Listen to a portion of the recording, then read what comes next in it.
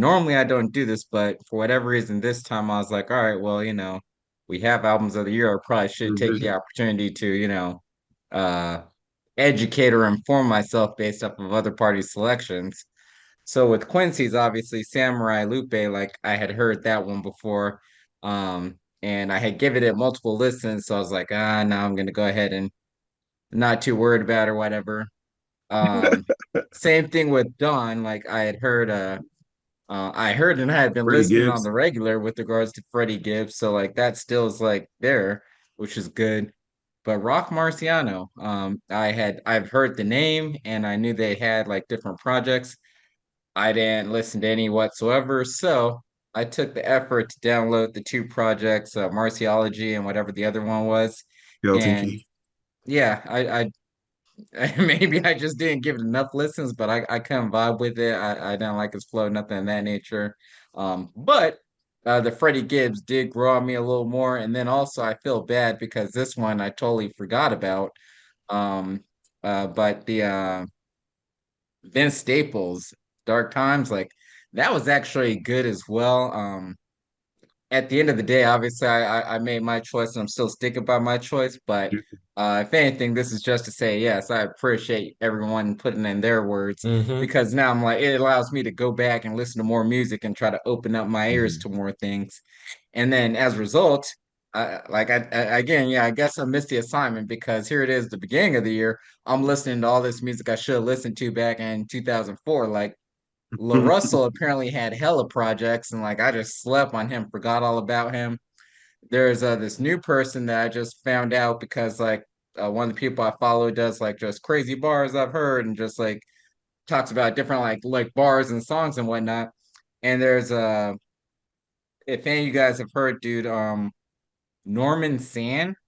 Anyone heard Norman San? Can't say that I have. Sann. It's this dude like, and just his bars are crazy. Norman San, Sann, and like I don't know. I'm just like, dang, like I really need to like get out of this like radio funk that I'm in, just listening to the radio in the car, but actually take the time to seek some music out. So, sorry to Can I hijack. ask, is Norman Sand black? Because it doesn't sound like it. No, no, hella black dude. Like I He's don't know if he's hella black. like like I Midnight. don't know, like I'm saying hella black. Like I don't know, he might be African black or something like that. He kind of has like that like appearance or the vibe, like as if he'd be like Toby Inigwe or whatever, like Hmm. or at least maybe from the looks of it. But again, yeah, the name doesn't sound like like African or anything of that nature. But I'll have to like send you guys a link of like the video that I saw of him, like his freestyle, whatever, rap, whatever, his bars that got me hooked on him or interested in him, so that you can like check it out. So I'll throw that in the chat, the text at some point. But the point being, like, yeah, man, like I, I don't want to say I regret my pick for last year, but I'm like, man, like there was also this that was good, this was good, this was good, and then again, let me try or check out Rock Marciano, which, yeah, but Well, the But good that thing see, that is they're not going nowhere. So you could always listen to things in perpetuity. You don't have to be like on the spot. It came out this month. I listened to it yeah. this month. Like it's like we just put that unnecessary pressure on. But yeah, it's good. but see what you did though is what I was talking about on the last episode. Is like you went and did some research and you found somebody new, and that's what I when I was telling you, I'm like, no, spend some time to go do some research and like deep Yeah. dive into like because there's so much fire out there. We don't need to listen Yeah. to the everyday 5, 6 artists we hear on the radio or on Instagram or whatever. Nuance. Take some time, Yeah. go deep dive, and now look at you. You finding these new cats that you love, and that's why I enjoy music so much because we can keep doing that. Yeah. Finding new ones that I'm excited about, but then also finding new ones where I was like, okay, so it's like Yeah, not everyone's gonna be dope, it but happens. It's all yeah. good though. It's all, but yeah, Yeah. you're right on point with that. Absolutely. Yeah. Now, the Yeah. one thing I will say, especially speaking of Quincy and Don, if we had to redo this and we never really talked about rap, would you find quality R&B that you would be as excited about? As excited about. Oh, 100%. Oh, yeah. 100%. That's I do that. I told you I listen to more R&B, and I think I get more excited with more R&B finds than more rap finds today. Because Yeah, the same. to me a lot of the newer, like I don't even say neo soul anymore. It's the newer R&B acts. they all have different types of like vibes. You know what I mean? Like again, a Lucky Day is so different from an October London, which is so different from a Victoria Monet, which is so different from an Amber Mark. Whereas a lot of the hip hop guys today, outside of a Kendrick or whatever, they all sound kind of similar. You know what I mean? So yeah, no, I easily in the R&B realm, I'm definitely getting more excited finding new stuff any day. Yeah, Yeah, yep. the same. I told you last time, like I listen more R&B than rap, and I always been that way. There's a couple new artists that I found recently. I forgot dude's name, but it was the same thing. Look, Pandora. I was like playing artists I liked, and I was like, oh, this song's kind of dope. So I started listening to his albums. I forgot his name. Or I don't even know how to pronounce his freaking name. It's like Elimine, something like Oh yeah, that. yeah, yeah. Yeah, but Oh, he's I dope. was listening to his track, but like I probably played like maybe like 15 tracks of his, and only two of them were kind of dope though. So I don't know about him, but I found a couple songs of his I like, and the same as a couple other female artists that I like. But yeah, mostly R&B. But getting back to what Brian was saying, that's what I'm gonna try to do. Also, is this year and stuff because I don't listen to as much music as y'all cats. Y'all be on another level with it. You got like 50 albums of the year and stuff. You know what you're doing, making a list and stuff. So I'm gonna start writing down the names of the some of the albums y'all talking about this time and try to peep them out more instead of like I said, like Brian was saying, like instead of just on that radio chip or same artist Yeah. that I always listen to, I'm gonna try to get some new artists to listen to. Do y'all actually still listen to the radio? Like I Eh, can't remember the last time I we have to listened. because of the kids, but Oh, well, that's fair. Okay. By radio, I mean Pandora and stuff. But I just listen. But I still play the same artist that I like, and I put Guapole on there, and I just listen to her, or I put Snow Allegra, or like yeah. Are I've you been listening playing to some Alicia. like local radio or satellite? Because I don't listen to anything local anymore. I'm for Power 98 and 104.3 and all of them have been trashed for a decade. So Yeah. it's only satellite radio for us. Yeah, So we Yeah, got I don't even know the radio stations honestly. Like the local radio, I can't even tell you a number out here. yeah. I listen to like the satellite in Pandora and what's the other joint? Not Hulu, but freaking the other one in green. I can't remember the freaking name. The Spotify. Spotify. Yeah, there you go. But yeah, I just listen to Hilarious. that. Yeah, we definitely listened to what the Heat. We listened to Fly. We Yep. listened to 46, Flow. 47, 48. Yep. We listened to but yeah, so so for me, like I listen to regular like local ASS whack super delayed Arizona radio where you get in tracks like, like 3, 6 months after they actually are popping in like states, like Chicago, New York, LA, etc. And the reason is mainly just out of convenience in the sense of I'm only listening when I'm in the car. And Yeah. when I'm in the car, sometimes I'm taking my car, sometimes I'm taking the wife's car. And the thing is, it's not just me and her that are sharing cars, it's our oldest. She's also taking the car at times.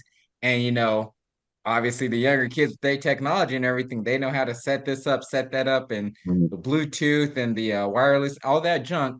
So every time I get in the car, I can't just like have my phone automatically connected to where I'm listening to the music I want to listen to. It's always all right. Now I gotta switch this with this, and like because you can only sync so many phones and stuff like that to your car or whatever. So it's just like, all right, do I really want to take that extra 2 to 3 minutes before I start my drive to like get this synced up and set up or whatever to then put it on like a random station or a random like list in my rotation collection wise, music wise. And a lot of times it really just depends. I mean, if I'm just hopping in the car to go get like pick up some food or order or something like that I just did, it's like a 4 or 5 minute drive. I'm not gonna go and set all that ish up just to do that for like 5 minutes, 1, 2 songs, and then come back. You know what I mean?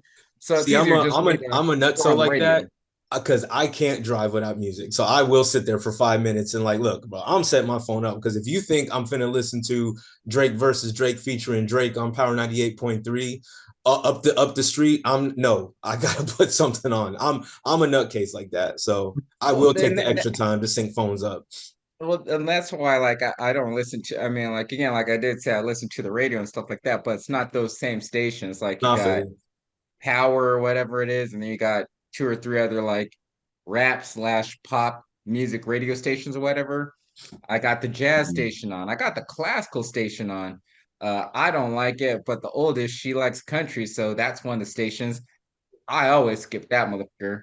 The wife, she listens to like the spiritual station or whatever, right? It ain't gospel music, but it's like, Jesus is the homie, like all that Mhm. shit, whatever, like I mean, so yeah, like if again, a 5 minute drive, I drive, turn on the car, the radio pops on, and like I'll go through one cycle of those 4 or 5 program stations, and if there's nothing good, then it's like, all right, well, I guess I'm either not listening to it or let me listen to like sports radio or whatever if need be. So, and again, that's mainly just for those like short trips. If like I'm going to work and I know it takes me like 30 minutes to get to work, yeah, like especially if I haven't already set up when I first dip out, when I go to the oh little man, uh, a little man's over here right now, real quick. Oh, we saw him But come down the stairs slow. I was like, sneaking up on a brother, sneaking up yeah, on I me. seen that. No, but if I'm like going on like a 30-minute drive or something like that to work, I'll go ahead and like if I don't set up right when I'm like getting in the car, obviously I have to hit a stoplight here or there, and then like I'll like start processing setting it up at that point, you know. But yeah, that's the times at which I listen to Whack ASS radio. I No, yeah, feel there's and going back real quick to the R&B thing, like there's a lot of artists, whatever, that come out with stuff, and sometimes it's good, sometimes it's not great.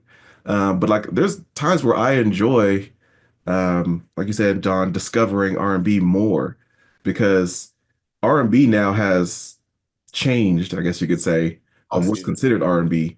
And like I like the Elijah Blake album. I like, I re-listen to Don Toliver.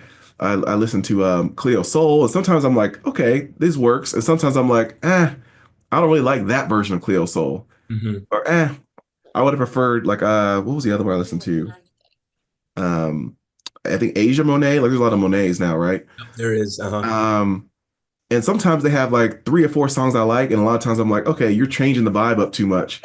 So what is the real your type? Like, and Yeah. Quincy, you mentioning Snow Allegra and Guapo, like they haven't come out with stuff in 5 years or 3, 4, 5 years. So I know there's a lot of stuff that does come out, and maybe it sounds more like the Chris Brown or it sounds more like the Don Toliver, which is kind of hip hop inspired. They're like rapping more than they're singing.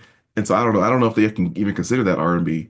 So Yeah, anyway, it's we're getting to a point now where I think, I mean, the melodic. so many like genres are fusing together that like pretty soon it's just gonna have to be under one umbrella. You know what I mean?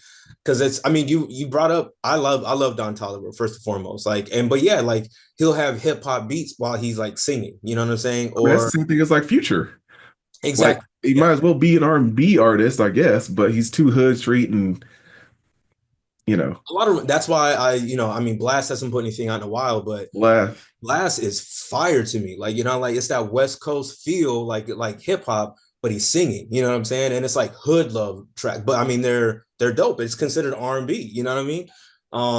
So no, I think R&B is in such a great space, and I get more excited with that than probably any genre of music because I still listen to jazz a lot. I try to listen to like funk when if it's Yeah. there. I'll listen to anything. Blast put out an album last year. You didn't listen to it? Who did? Blast. He did, but I think he went a little too the Afro beats on a couple of the songs that, and I think That's the new, yeah. Blast and Afro beats don't really go.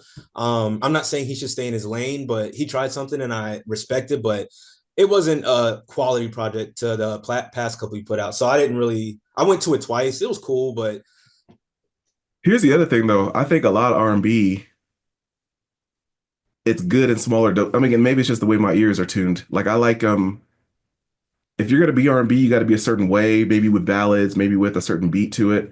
But mhm. if you're gonna be a feature, like I like hearing BJ's Chicago Kid on a feature. I like hearing what's his name? Eric Bellinger. He puts out a lot of songs on a Yeah, feature, but like an album of his, like I don't know. it's very Ty true. Dolla Sign, I like him as a feature. I don't know if I like his albums.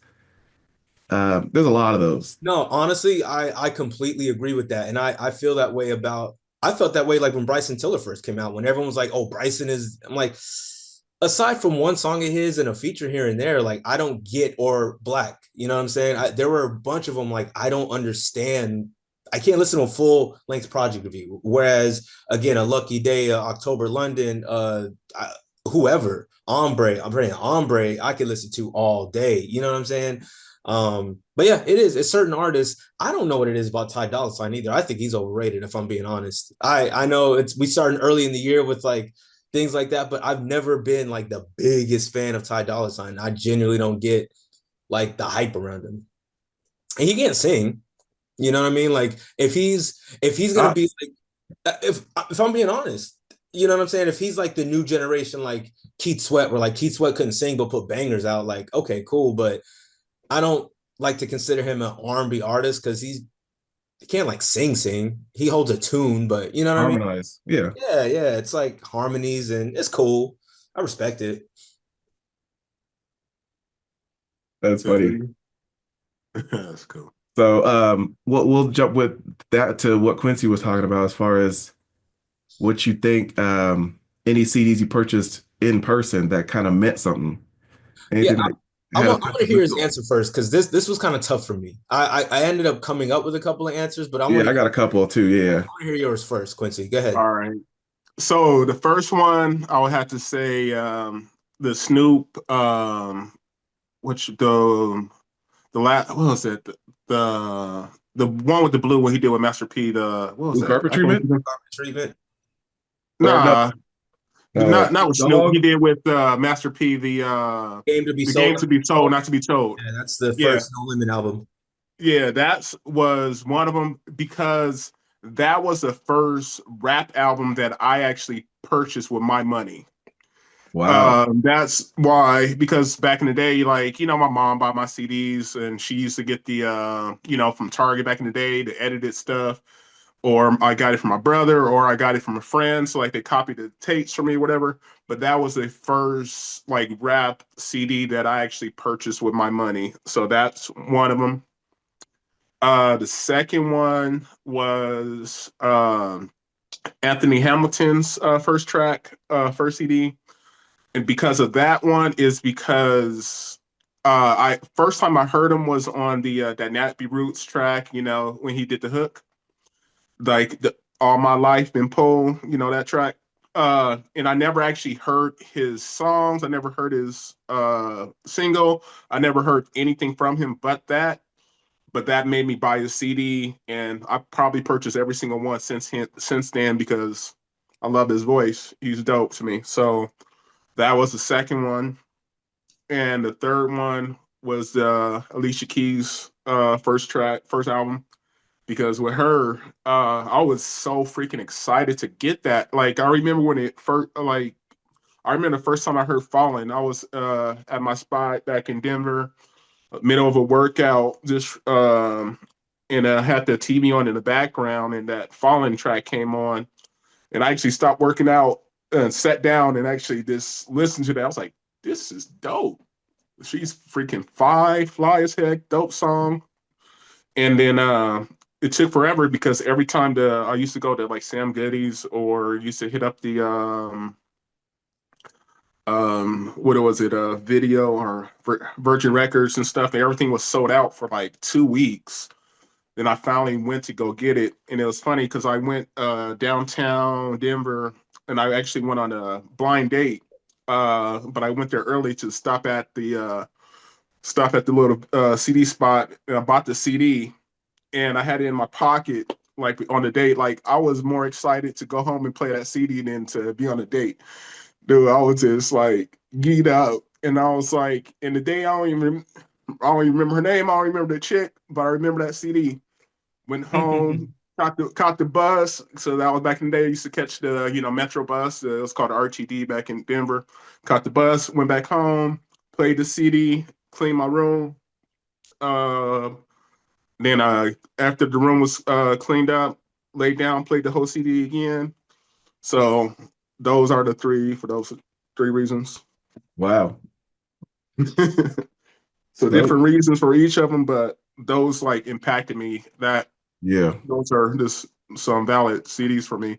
There's a couple other ones, obviously, for other reasons or what have you, but those were the top three that I could think of for something like that. Yeah.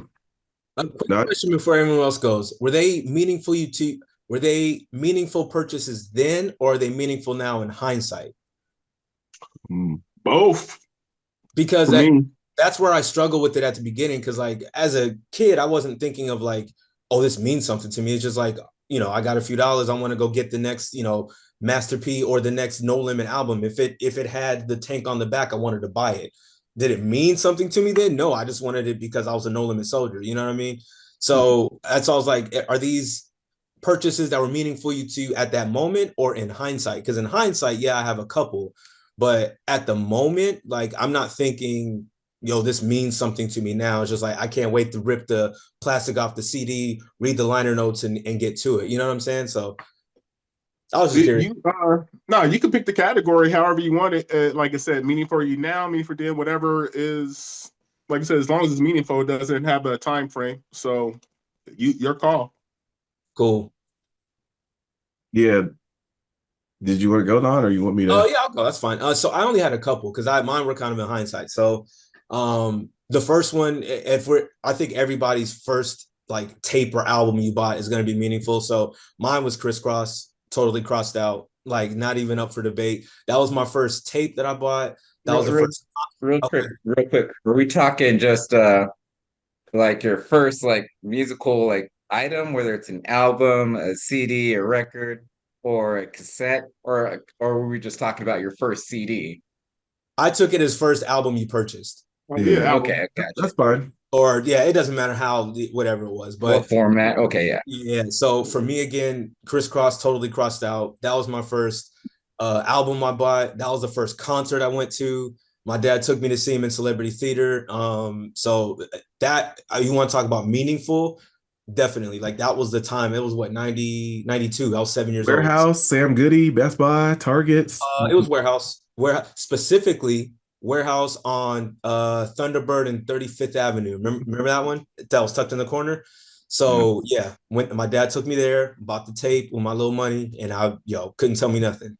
Um, and then in terms of like other ones, I think one that I really came up with that kind of embodied me for like culture, fashion, and when I was in school would be Pharrell Williams in my mind. Hmm. uh to me, I look at it in hindsight because like that was a time, like that was my favorite sound, like anything Pharrell did. I still listen to that album probably at least like once a month, and it was just like that was like the soundtrack to me at age 16, 17, 18. You know what I'm saying? Like it was the clothes, it was the sound of music, the skateboard, everything he embodied and everything it encompassed like was me at that time. So I think Pharrell in my mind for sure, because that just the second I press play, it takes me back to like where I was at, you know what I'm saying, junior senior Yeah. year. I was like just so dope. Um and then if I had to choose the last one, probably be 50 Cent's Get Money, Get Rich or Die Richard Trying. trying. Yeah, Get Rich or Die Trying for sure. Because again, like I remember all of us super excited to rush to go grab that album. And I mean, that was the soundtrack for the summer. That you couldn't get in any car and not hear that song, or not hear that album. So And that one is controversial for me just because I ended up liking it, however, or loving it actually. Mhm. However, it wasn't because of Wanksta. That made me initially go, Oh, is for that sure. is that 50 Cent? Because basically that's the wackest song on the album, gratefully. I agree. But if that wasn't the lead single, I was waiting for the next one to see if it was actually something worth getting, and I ended up just downloading it anyways. But yeah, just the Wanksta track really put me off. That Yeah, took a and while to come back around. I still feel that way because I mean, if you listen to the production compared to everything else, like it sounds like someone made that on their keyboard, like a tight keyboard. But no, for me, I was already kind of hyped on 50 because I would listen to the mixtapes prior to him coming out. You can go get the cheap mixtapes in Metro Center. I would go get those. And so I was already hyped on 50 and I couldn't wait to grab the album. So I think that mixed with Pharrell, that just encompassed like a time for me. And I think back to like I enjoyed that like time period so much more than any time period in my life up until kids, obviously. But so that was probably my three. Yeah, that's cool. That's like shoot to piggyback on what you said, like Harold, like the way you felt about that Wangster is the way I felt about the Eminem's "My Name Is." Like when I first heard that, everybody was rocking it. It was on the radio all day. Everybody was talking about it, how it's the dope, how he signed with freaking Dr. Dre. Dr. Dre and everything. I was like, this is garbage. Like, I don't do why do that. That people song like is still that? tight. So Dude, I didn't the like thing it. Like about it grew on me after a while. Probably because I just heard it so dang much. Like every time you're in a car, you just hear it. But when I first heard it, I was like, this dude's gonna suck. Like, and it then I reminded me of heard, ICP. Do you remember when they were popular? mhm, Yeah. Insane Clown Posse. Oh yeah, yeah, yeah. yeah, I thought he yeah, was another one of those. I was like, oh, this is another like rap rock or something that they're trying to shove down our yeah, throats to make it seem cool to the hip hop fans. But right. And then I heard Kim, and I was like, oh, okay. And then I heard, I that's a am. Then jump. I was like, okay, this dude is legit. But yeah, that when I first heard that, I was like, even though everybody loves that and rocked with it, I was like, that was my least favorite at that time. Now, like I said, it grew on me. It's a classic, but it's still not one of my favorites of his. He said Kim is what did it for him. He's like, oh, this dude talking about killing his wife. I love him now. Let me go purchase No, the album. because Yo, it made it sound like yo. he actually has some bars and lyrics and said something other than "My name is." I was like, So okay. Not as I'll comical, yeah. actually. So you actually talked about my first one was Marshall Mathers LP. Like Marshall Hmm. Mathers LP. I remember with my brother taking our bikes up to Best Buy, waiting, getting it, even though we were what 14 at the time, and then driving home. And it was the summer days because it came out, I want to say like June or sometime we were on summer break, and just listening to it all the way through, and then be like, well, listening to it all the way through again, and then listening to it all the way through again. So by the time my parents got home, we had already heard it 4, 5, 6 times already. And just the thing that made me mad at first was I was like, wait, this has been an album we've been waiting for the longest. This had, the Real Some Shady, which was like their lead single, another thing like My Name Is, where it was kind of like, I hope it's better than this lead track. And then there was edits on the explicit album. Like I had to look back and be like, I got the explicit version, right? He's saying some stuff on certain tracks, but then I guess he was saying names and like again, that Kim track saying things that could get him sued with a point where they actually bleeped and censored out parts in the actual. So that I made me remember mad at that. first. I was like, well, I'm not getting the full thing. What happened? But Mhm. that just spending basically that summer with that album and unintentionally memorizing all the words and lyrics that still stick with me today, like something about that just had a super impact. Um, so that one was definitely the one I remember because of the purchasing experience of taking a bicycle to go get it, sitting it down with me and my brother because we didn't listen to a lot of music together. He had his styles, I had my styles, so to actually have that experience. Um, and so yeah, that was the first one. Second one was actually not one that I purchased per se, but it was one that we got from Columbia House. Because I thought, like probably everybody else thought, that it was a scam. And so when I like circled the ones that I thought would be cool that my, mom was getting, and I ended up getting Nas I Am. Okay. And I was Mhm. like, wait, so I got this for basically nothing? Like, that I album remember was legit. Like probably still one of my favorites because it was the first one I've heard of his. I got that before it was written, before um any of the other ones.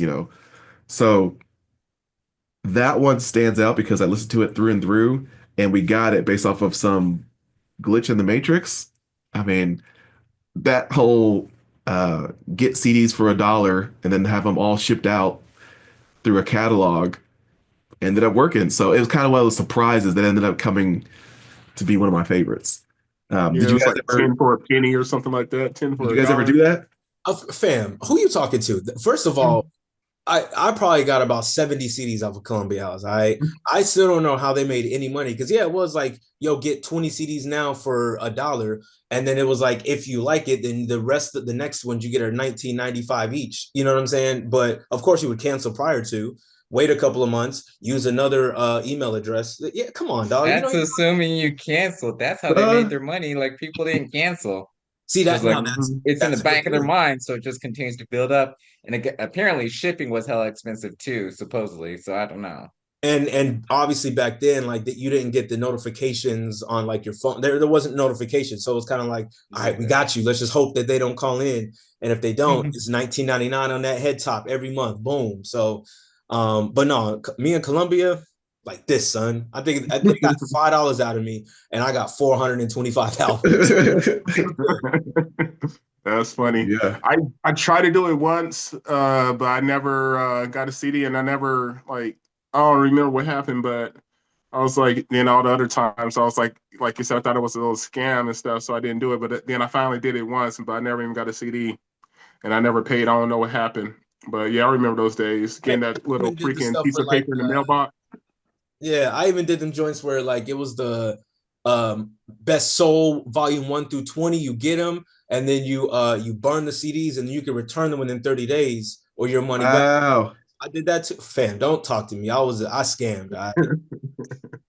That's funny. So that is wow. Yeah, I do remember getting those compilation ones. Not that now that's what I call music because but similar stuff. The last one that stands out actually to me is one of the last CDs I ended up buying. It was in 2017, the Rhapsody Layla's Wisdom. And that was one where like usually it was like you go to Target, you can go to Best Buy, or if you really don't know about buying CDs, you can buy something at Walmart, right? Which is probably going to be the edited version. But after a while, they stopped carrying CDs. The sections got smaller and smaller and smaller to the point where I had to start going to Zia's. And Zia Record Store actually had unique releases, limited stock. They also had start carrying albums and all that stuff too, vinyls, whatnot. But for the most part, like they were the ones, the places you can go guaranteed to get like underground-ish hip hop. So that's where I got the Rhapsody album. I knew it was going to be one of the last albums I ended up getting. I think I maybe got two after that. Lupe album, Duragust Wave, and Freddie Gibbs, Bandana. But like knowing that this is probably coming to an end, knowing that going to the record store is probably going to be a rare thing, and then just finding it and being like, I'm going to support women, I'm going to support like dope hip hop and not the Nickies of the world, right? And so it just had a lot of sentimental, like I was spending my money like I want Rhapsody to get some of this. So, and then it'd be my favorite album that year too in 2017. So, I was gonna say, and on top of that, that's a classic album. Like I that's a stamped certified classic for sure. so All right, B, where you at? So I'm glad I'm going up last because each one of y'all like touched on something where I'm like, yeah, that makes a good point. I should throw that in there. I should throw that there and so forth. But this was kind of difficult for me. There was two definitely that I was like, all right, yeah, I got to put those on because they make sense. The third one, this is interchangeable. I could throw one way or another way because it really wasn't my third. It's just the one that's coming to mind at the moment. And even as you guys were speaking, I'll switch in different ones in and out and so forth. But quick side note, when we were initially thinking about like the most memorable and people started talking about their first album and such, I can't remember the first thing that I picked up. My parents, they got me and my brother Crisscross, which as religious as they are, I'm surprised they even did. Because mind you, back then they didn't necessarily have the parental advisory sticker like they do. But there's a couple of M-bombs dropped in there, and like my parents ain't effing with the M-bomb, like they don't like that ish. And I remember like we used to get babysat at that time because it was hella younger, like you said, 92 and whatnot. mm, Got babysat by this lady that lived, this white lady that lived on our block. And I remember one time, like the kids were playing music or whatever, they let us pop in that, crisscross jump, jump, and I'm thinking to myself, like, listening now, like, dang, so all them lyrics they're saying, the Daddy Mac will make you jump, jump, crisscross will make you, and again, white lady, her white kids, and all these other kids, babysitting. But I guess we're all just too young to where like we didn't realize nigga was like, not necessarily the best appropriate word. But they let us play it, so that's hella funny to me. But again, I didn't buy that, so I couldn't put that on there. The one that I can remember the most that I did buy, and I mm, probably don't remember it because it was like the first CD I got, and that's when like the transition from cassettes to CDs popped off. And it's like, oh my gosh, this new technology. You don't have to have like, the rewind, like, get your finger and like twirl the thing, hammer. Not MC Hammer, but Hammer. Hammer, like the funky headhunter hammer. Yes, That was my sir. first like man, like Hammer trying to act hardcore and like I remember he had this music video which was like, makes throws rum shaker to the wind, like pumps I'm in the finna rum. pump. pumps and the ropes. Give me the girls with the pumps and the bumps. Like that was the ish. Like I was all on that, whatever, right? But neither here nor there. I couldn't put that one on the list. For my three, a lot of it happened to be around for Don when he's talking about him. He had that vibe with Pharrell and 50 Cent or whatever.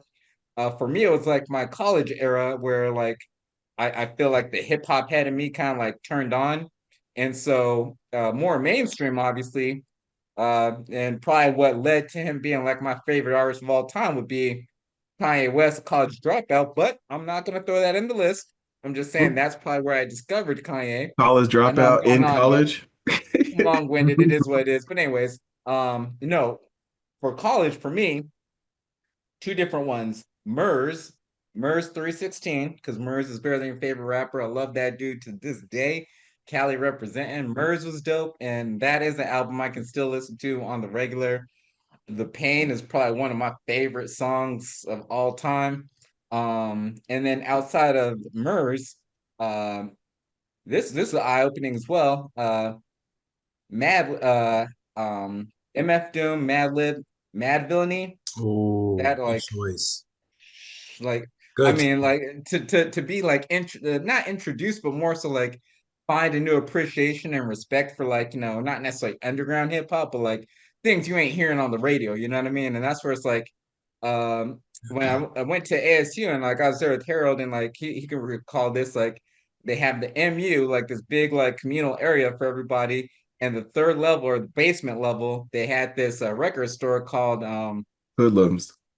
there you go. Thank you. Hoodlums. Hoodlums. And like that's where you could like, you buy like a CD or something like that.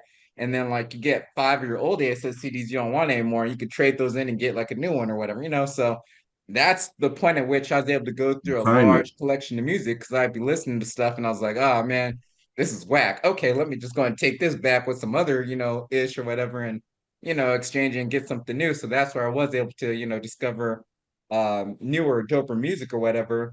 So those two again, Mad Villainy and Murs 316. And then the third one, again, interchangeable because it could go with different things or whatever, but I didn't want to choose everything from that era of me that I feel like made me as far as music. And I didn't want to choose Eminem and the Slim Shady like Harold did because yes, that was very eye-opening and I can remember every word for word, so on and so forth. And I think that teenage angst, like, man, F the world and everything, like it kind of fell in there and whatnot. For me, the third most meaningful one right now that I have to say is Tupac Greatest Hits. The Tupac Greatest Got Hits, that one. the double album set, like that one, I mean, obviously I knew about Tupac and I listened to Tupac before then and whatnot, but especially a lot of his earlier stuff. I just heard like radio play, I didn't hear Mhm. like all the songs on the album and stuff because this is still young Brian, where parents ain't really vibing with that, parental advisory or From inappropriate my violence, so on and so forth. You know what I mean? So, hearing the greatest hits, I was able to get back to like hearing like so many tears and your dear mamas and well, no, those are more so Brenda. like the ones they actually had, but like some of those tracks that you didn't hear before that then allowed me to listen and be like, oh yeah, that's dope. Like, what album was that from? Oh, that's from Tupacalypse. Okay, let me listen to Tupacalypse. Oh, that one's from All Eyes on Me. Like, and so I was able to listen to more of the older songs, which then just opened up more. Like, to this day, like as misogynistic as it may be, some of my favorite Tupac songs, like "You Wonder Why They Call You Bitch," "All About You," like I love that so much, especially with like Nate Dogg, like yeah, but not point being like so many dope tracks from Tupac, and not saying I wouldn't have like got around to it before, but because I got that from the Greatest Hits album, that was like, all right, yeah, let me like just give you a sample to get you more engaged in it, you know what I mean? So Yeah. those Well, three would probably be mine. the one I got that on too, which was hella dope. Especially they had it on sale at Best Buy when it came out. It was like 18.99 for a double disc. That was cheap. But then it went up to like 28 after after the sale was over. The Right. I was mad at they had Changes, which is kind of like their single they were because it was like Yeah. the new song on the album. But Changes has a lot of the same lyrics as Wonder If Heaven Got a Ghetto. Yes. And Yeah. I was wanting that to be on the album because that's one of my favorite songs of his. Yeah. And they put on Changes instead, which seems like a more poppy version of it. So Mhm. I was mad that they didn't put I Wonder If Heaven Got a Ghetto on that mix. I Yeah. But I feel you. I would have had that one, and I was thinking of the All Eyes on Me, but since I didn't buy them, I got it for like a gift or what have you, a Christmas present or something like that. Or I forgot some gifts. I got them, so since I didn't actually purchase it, I couldn't put those on the list. But yeah, I feel you that one. Yeah, because that was Honor, the same. There's a lot of albums that I wanted to put, but like, see, you guys said you had parents that were super religious. My dad is the opposite. So every single rap hip hop album that came out, he bought. So I didn't need to buy it. So that's I got my affinity and love for rap from him. You know what I'm saying? My mom didn't like me listening to it, but then when she went to work, he was like, "Come here, come here, come here," and then we would just sit there and I learned Pac and I learned, bro, I shouldn't have been 9 years old listening to Too Short, but he was like, yo, I was listening to Too Short. I could, by the time I was 13, I could recite uh the songs you shouldn't recite from him, like word for word, Shoot. bar for bar, because he let me listen to it. So well, I think that because you had a little bit younger parents, right? So our parents be a little bit older, they're still in the Funkadelics, War, Bootsy Collins, like Santana, like that era. So it's like, all right, well, you're going to be introduced to this older school, not even Motown, but just like the era of what they're sampling. and I even got that introduction too because my dad plays the bass. So like when he didn't want to get into his rap bag, he did put on Parliament. He put on Brick. He put on all these different bands. But for the most part, like when it was time to get to Pac, when it was time to get to Daz, Corrupt, DJ Quick, he was a West Coast head. That's where I get it from. Like so, I listened to all of that. I had to learn the East Coast rap and all the other stuff on my own because he wasn't into it. Like the only thing he would buy from East Coast was a Tribe Called Quest, but the Nas and Wu Tang and all that, like I had to learn that on my own. You know what I'm saying? Yeah, I yeah, feel you. Honorary mention, I would say that Life Jennings' first album because almost like the with Anthony Hamilton, I didn't hear nothing from him before, but because I remember that was back in the day when I worked at Best Buy, and I won a contest where they like, oh, you get to pick a CD or whatever. So technically, I didn't pay my own money, but I got it. I won it. I bought it. But I just saw the cover. I was like, okay, this looks cool, and I ended up buying it just because of the cover, and that was actually a dope album. So yeah, yeah, I like those lists. That was cool.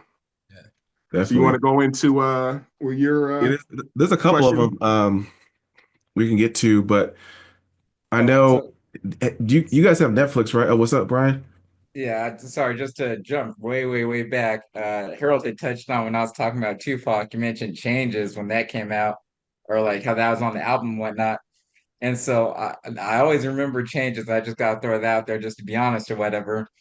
I was in high school and like we had this one of those classes like English or whatever class it was is like, all right, yeah, like write a poem or whatever. And this is like the day of when the homework is due. I'm talking like this is the period right before the period where I had to write this poem.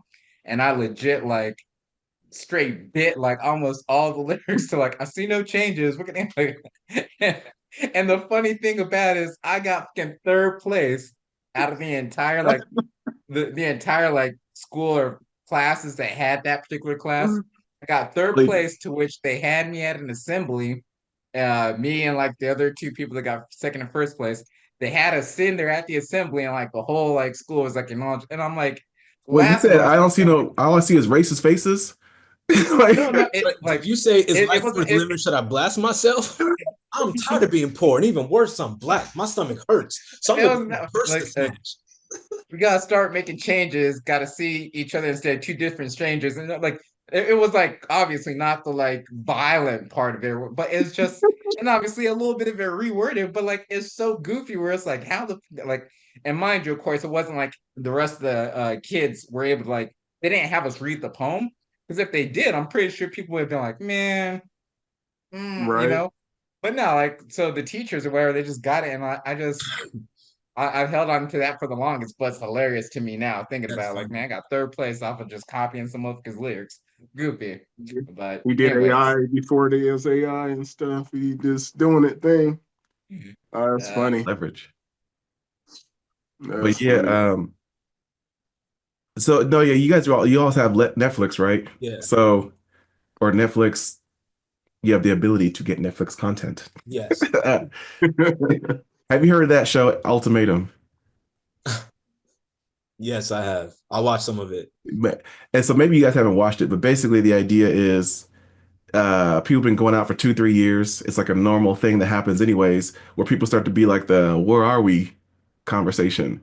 Yeah. And this show, if you believe that it's real, basically has the couple come on and basically say, one version or the other. The man is like saying, "Hey, I'm committed," and some reason my woman doesn't want to get married. I don't know why. This is like not normal that I want to be married and she doesn't. And so I want to like give her an ultimatum. Same vice versa. Where like the woman's like he says that, marriage is not that important to him and I don't understand why, but I see myself as only being stable and secure if I have a married to a husband, whatever, right? So they basically say, um, I want to go through the therapy necessary to see if we're good candidates for marriage. The show flips it on its head and says, okay, well, we'll give you trial marriages where you get to like shack up with someone and see what married life is like and see if the grass is greener being with someone else or if you really love your partner and now it's time to pop the question. Which the logic, I don't know what the heck they're thinking, but basically Entertainment. That's chaos what they're ensues. thinking. And it kind of just made me think of like, not necessarily would you go on a show, but how do you feel about ultimatums? Like if your partner gave you an ultimatum, if someone came to you and said like, "Hey, what are we?" and I want a little bit more. It's been 2, 3 years. I got a time in my head that says I need to be married with kids by 35. Like, what was that scary to you back in the day? So as someone who's watched the show, because it's a travesty. Let me first say, Harold's being nice by saying going there for therapy. And realistically, these dudes are going for therapy. All right. What they're trying to do is they're trying to say, hey, before I tie down, I want to see if I can tag somebody else, a little like hall pass, see if maybe this box I find is better. And then if it's not, I'll go ahead and get with the old ball and chain. And vice versa for the woman. Wow, The woman is like, hey, I want to see if I want to hop on a pogo stick, someone else's, you know what I'm saying? Because the that's point a of heck the of a show, translation. the point of the show is like the woman will be like, "Ooh, I like that couple. He's very attractive." So then they start talking to each other, and then yeah, with some of the couples, they get right to it. You know what I'm saying? So to me, it's that show it's funny, it's entertaining, but it's not real. And if it is, it's just a hall pass. That's all it is. Um, but to answer your question, in terms of like an ultimatum and how I would handle that, I it's tough because I don't like being pressured into anything because then you're not going to necessarily enjoy like that said person. You might do it because out of love for them at initially, but then you're gonna harbor eventually some type of like negative feelings towards them and some resentment because it's like you made me do this and I didn't want to. And if you genuinely love me like you say you did, you wouldn't put me in this predicament, right? Now, I'll be honest and I'm transparent. It took a while for me to get to the thought of wanting to be married because Mildred and I we've been together for years and I was cool with that. And then we had kids and, we were living together. So we were living that life. But even then, I'm like, I'm cool with this. Where I eventually was like, okay, I'm open to the thought of marriage was number one. She wanted to do it and she deserves that. Right. And then like for the kids, it's like, I don't want them to ever grow up in a broken home. And I wanted to like show them that like, okay, this is what a typical like family looks like. You know what I'm saying? So I eventually was down for it, but it took a minute. I'm not gonna lie. It took a minute for me to get to that idea of marriage and the whole holding it down and things of that nature. I So feel feel I you. ain't seen the movie or nothing, or the show or nothing, and I'd have no motivation based off of either one of your descriptions to see that TV show. I mean, like I think that's just pure entertainment, and there's no serious to it. So I'd probably side more to what like Don's saying about it, versus like maybe there is one or two couples that actually this is really important to them, and maybe they are going there for legitimate reasons. But even then, like I'm very much so in the sense of like, yeah, don't push me to do anything. I'm a grown man. I'm an individual. I can do whatever I want.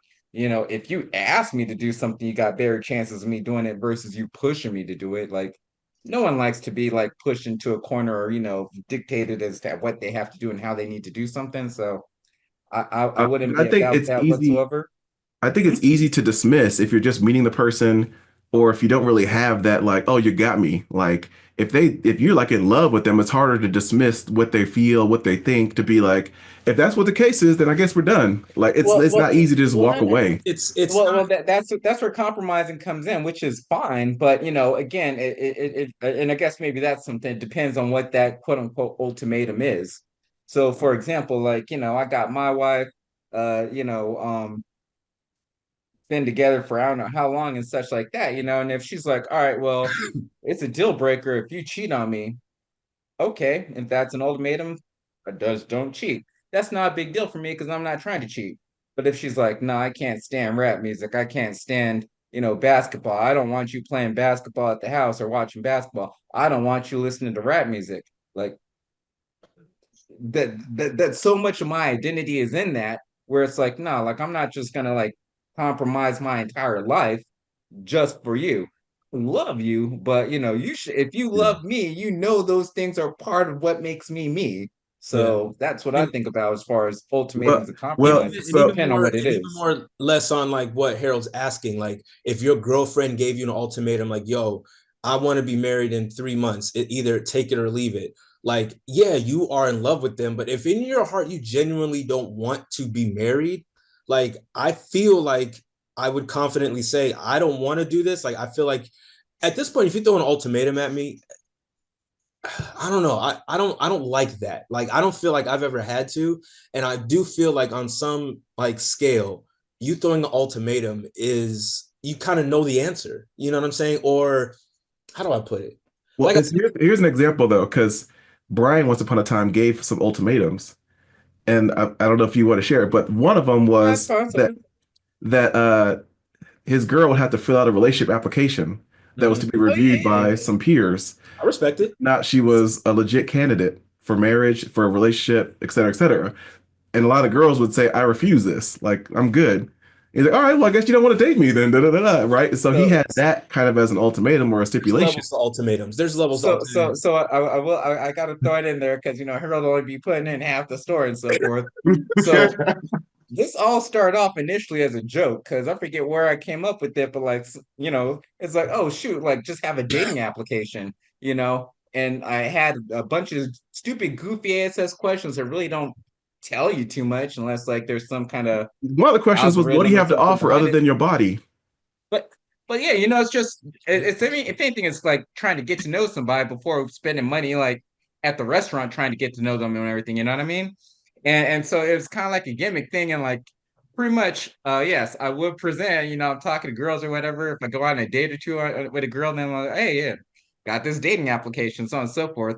And the way I presented it to the girl was like silly and jokingly, so they're like, they'll brush it off. And if they did it, they did like in a joking fashion. They weren't like seriously like, oh, I need to make sure I answer this right to pass it and so on and so forth, right?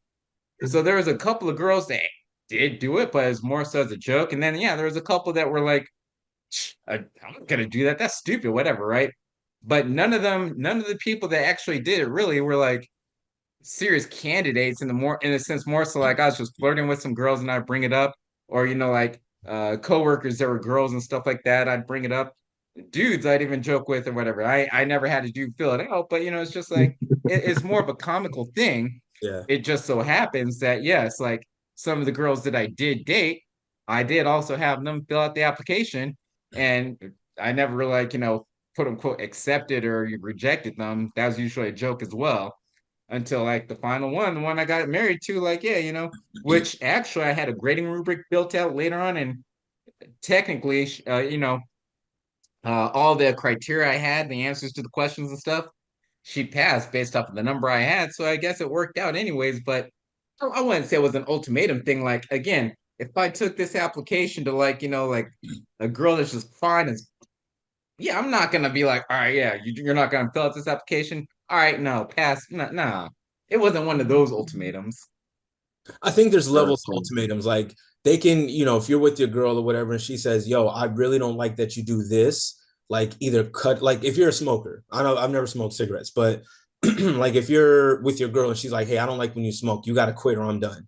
Like there's levels of ultimatums that I respect. It's the whole, Right. yo, you got to marry me or else. Like that's the ultimate one where it's like, see that we're getting to it in a territory where, okay, I'm going to do it, but like so I'm going to harbor some resentment, which eventually will come up, whether it's in an argument or I'm just going to feel trapped. And one day I'm going to wake up and go, yo, you put me in the corner. I don't want to be in this corner anymore. I'm suffocating. Yeah. But there's levels of Yeah. ultimate, I think, which I'm with. Exactly. Not feeling that one, especially when, like you said, when it smoking, like when it comes to your health and to be a better person. Yeah, that's cool. Like, hey, I don't like the fact that you freaking get drunk every night. I don't like the fact that you smoke crack or whatever it is. Like, you know. But yeah, if you doing something like that's gonna damage and hurt you or hurt people around you, those ultimatums are valid. But yeah, like you said, you need to marry me or we done. Like I've been in a position close to it. It was like more like not necessarily an ultimatum. It was like hints like, hey, we I want to do this. I want to do this. I want to get married. Like, hey, this is my ring size kind of thing. It's like, dude, if I ask you, I ask you. I'm like, but like, where are we? Like, it's been like X amount of years. I was like, if we do, we do. Like right now, I'm happy. Like everybody, especially if you if you live in a life with somebody, do you need that piece of paper? It's cool, but do you need it? Like, I'm all right this second. I don't Well, even know if I want to get married anymore. Like, part of me do, part of me dude, does. Like, like, and for the longest time, I wouldn't say it was an argument, but I always had this mindset where it's like, well, what's the benefit? You know what I mean? yeah, Like, and just like you're saying, where it's like you're living together and sharing everything, what's the benefit? And good changes. obviously, I'm not a female, so I don't want to speak for females, but it seems like a lot of it is validation. Mm-hmm. It's security. Like, all right, I have this ring. It's a lot harder for him to step out on me or dip out when I have this ring. Oh, it's a lot more valid for me to be around my girlfriend group and be able to show that I got this ring, that I have a man, that I have property. Because unfortunately, some women be looking at dudes like property in that sense. You know what I mean?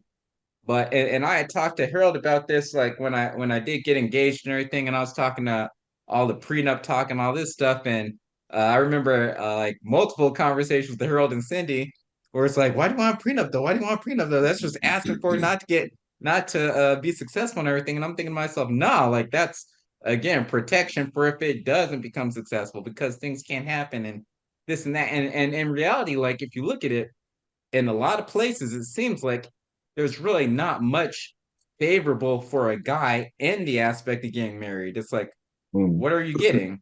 You know, like, oh, you got a ring, so that's gonna like lock that woman's legs down? No, not necessarily. Still step out on a marriage just like you could, ring or no ring, you know. Um, okay, she changes her name to your name, perhaps, if you want to do that, or unless she's independent and does the hyphenated name thing, but like the way, like you know, I still don't really grasp the concept of it for the benefit of men. And so the next question would be like, oh well, dang, Brandon, why did you get married? And the real reason, honestly, and I'll say this to the wife's face like every day, it's like Wow. you wanted to get married. You know, you wanted to get married, and I wanted to make you happy. I wanted to, you know, do something because just like Don said, you know, like you're worth it. You know, you deserve to be married. Let me go ahead and do that for you. If she was cool, just like, you know, like, and also family pressure and stuff like that, you know, like my mom's again religious and stuff. She probably want us being married as opposed to just living together, you know, shacking up or whatever. But I mean, honestly, it's like there really wasn't much of a change. We're already living together. You know, we're gonna have kids together. We're gonna be sharing this and that. Go ahead and just put a ring on. Let's make us a whole family unit. That's cool. But you know, at the same time, if she never, you know, wanted to do it, or if you know, I don't know, I was indifferent about it. But I did make this ultimatum, which even then I said I'll probably go back on it. I said that if I ever get divorced, I'm never getting married again. Oh, I stand on Now, all of a Yeah, sudden, all of a sudden, like, you know, some ish pops up or happens or whatever. Me and the lady split. You know who else recently just split? Jessica Alba and her dude. They Mm. just split, right? Or they're about to split. You know who else? God rest his soul, unfortunately, Aubrey Plaza, her dude passed away. Mhm. You True. know, she was my, like that celebrity crush, like, the hall pass lady. So, if one of these, like, like amazing women that I've always fantasized or thought about, like when we were on the text chat, remember Tyra Banks? If Tyra's like a Mhm. good, like, 10 years younger or something like that, maybe, you know, and if it was something like that, and that person gave me the ultimatum saying, "Hey, I want to get married," then yeah, I potentially, like, go ahead and accept that, acquiesce to that ultimatum in that scenario. But for the It's most funny. part, if flashback to me back in the day when again I felt like she deserved to get married, so I married my wife. If she did come at me with the ultimatum, hell no. I'm like, nah, like, oh, so it's like that. Oh, okay. You're gonna have ultimatum. I'll get married to you, but also I'm gonna have ultimatums too. Meaning, and I'd have my different things. And it's like, if you're not gonna do my then I'm definitely not doing your You know what I mean? Mhm. And that's all also just gonna lead to a toxic environment relationship. So yeah, I want to be about that ultimatum. Yeah, it's funny. Cool. Yeah, it's What is your call in the hero? it's always tough, especially that prenup talk, because you start to plan with insurance about what could happen, planning, all that type of stuff. And I think what makes ultimatum usually they go one way, where it's the man dragging their foot and the woman pushing for it, like you said, maybe for validation, maybe because they have a plan and men are just kind of more day by day. Um, I think it all boils down to timelines. And when someone says this is forever, you're like, dang, forever is a long time. And I don't know if this is forever. Like the way I feel at, especially if you're fresh out of high school, the way I feel at 19 or 20 is that the way I'm going to feel at 80. And to not experience life and all the different ways that you can experience life, you don't necessarily have to sow your royal oats like the Princess Zamunda, but you still have to feel like um, this person is actually my twin flame, my soulmate, the person I want to be a friend with and talk to on a regular, even when nobody else is around, because friends come and go. So I think the forever talk, people don't usually articulate why they're maybe unsure about it or why it's not that I don't want to get married to you, but just not right now. And the women don't understand why not right now. Like if you want to do the same thing at 26 that you are at 22, we'll just get married at 22. Why wait? And it's like, well, just I got to make sure everything is right for my own sanity. And I guess that always becomes like an issue and a talking point, and it's hard. And a lot of people give that excuse. What's really hard for me, and Brian, you referenced our conversations, is it's hard to give advice on someone else's expectations and what they're thinking. And you don't know how their relationship is. Because sometimes you may look at the couple and be like, I don't even know how you guys match. Or you just seem like two nice people. I don't know if you're meant for each other. Or, I don't know how you met. So maybe there's some story that I don't know about that you guys always have this thing. Or it's just like, maybe you literally are just in the physical. And so it's like if you're shallow and shallow works, fine. Like it doesn't have to be all the different ways that I would have to relate to someone to be like, this is my forever person. And that's why it's hard to give advice for someone. Like to say you need to care about their whole body, spirit, mental, you need to care about what they do in life, what their goals and aspirations are. You guys need to have similar bucket lists. Like most people don't care about that. They just want to live life with a partner. Okay, well then maybe I'm making it too advanced and maybe too difficult. So I think that's why it's really hard to give advice with other people's relationships.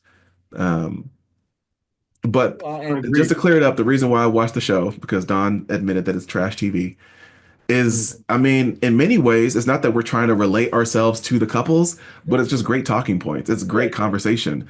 It's like, can you believe this happened? Let's have a discussion about it. And it's not all just trivial.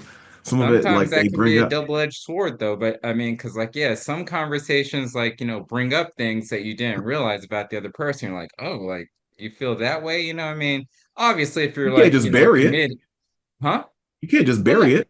no, but it's certain things where it's like, all right, like, and again, like you just said, you can't really speak on other people's relationships and stuff like that. But there can be some things that, if not a pet peeve, just something you'd prefer. You're not a fan of that person. you still love them, but maybe you don't like, the fact that they, you know, clip their nails like in the bathroom sink or the bathroom tub, something like that, like some small little thing, and you just brush it aside. And so, it's not like you bring it up and consistently address it. You're just like, all right, yeah, that's something I can tolerate and deal with or whatever, right?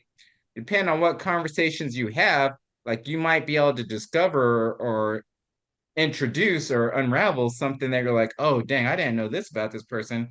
Now I'm looking a little sideways. True, yes, you should know everything or as much as you can about a person before you marry them, but one, uh, you can't, no one knows everything about everybody. And then two, sometimes things change.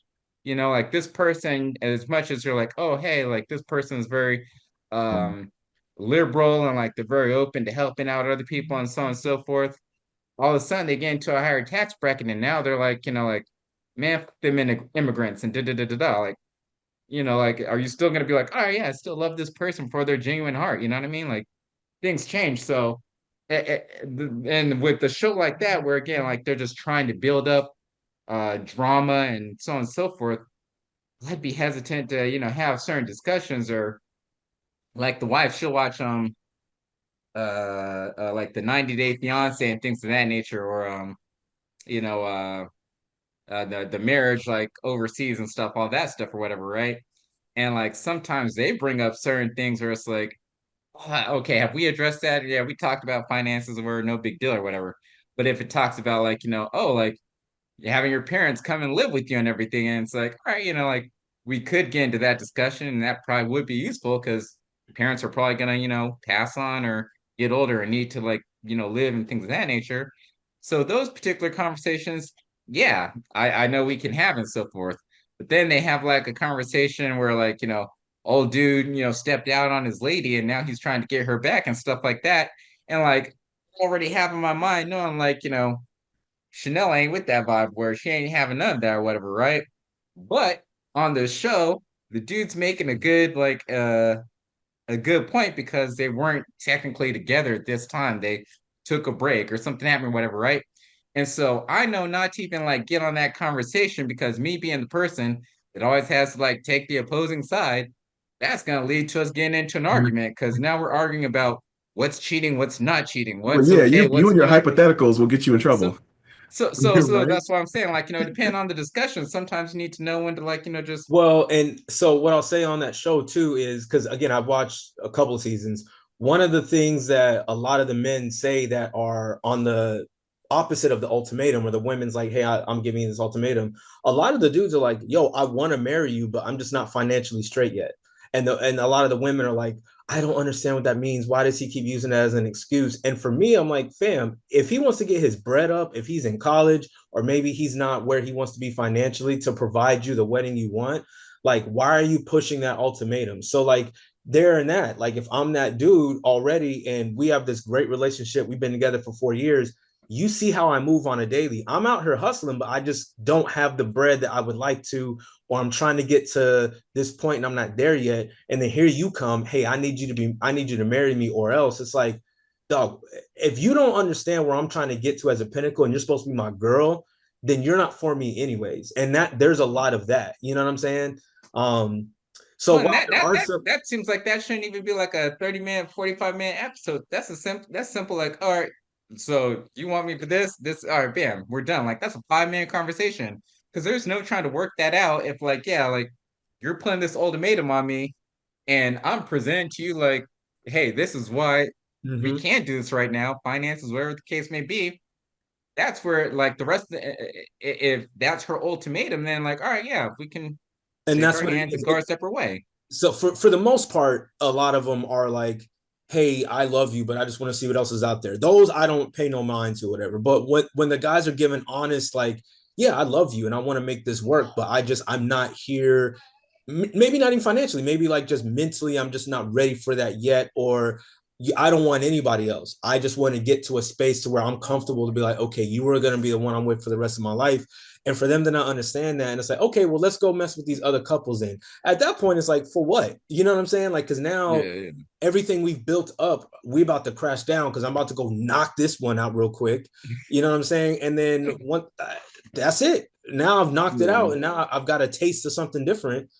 Sorry, I'm not coming back home to you. You know what I mean? Well, you have to Yeah. speak. You have to speak about the other person as your ex too, Yes, yes, and that's weird to be like, well, my ex is calling me right now. It's like, well, you guys are in a trial marriage. You're yeah. testing things out, but the goal is to go back to your ex. It's not to just like it's weird. That is the goal. But what if? And then the thing, what happens a lot is like you've pushed me now to potentially do this, little project, and I've happened to fall in love with the person I did it with. Like I vibe with them more. Like we have this similar taste that you don't like.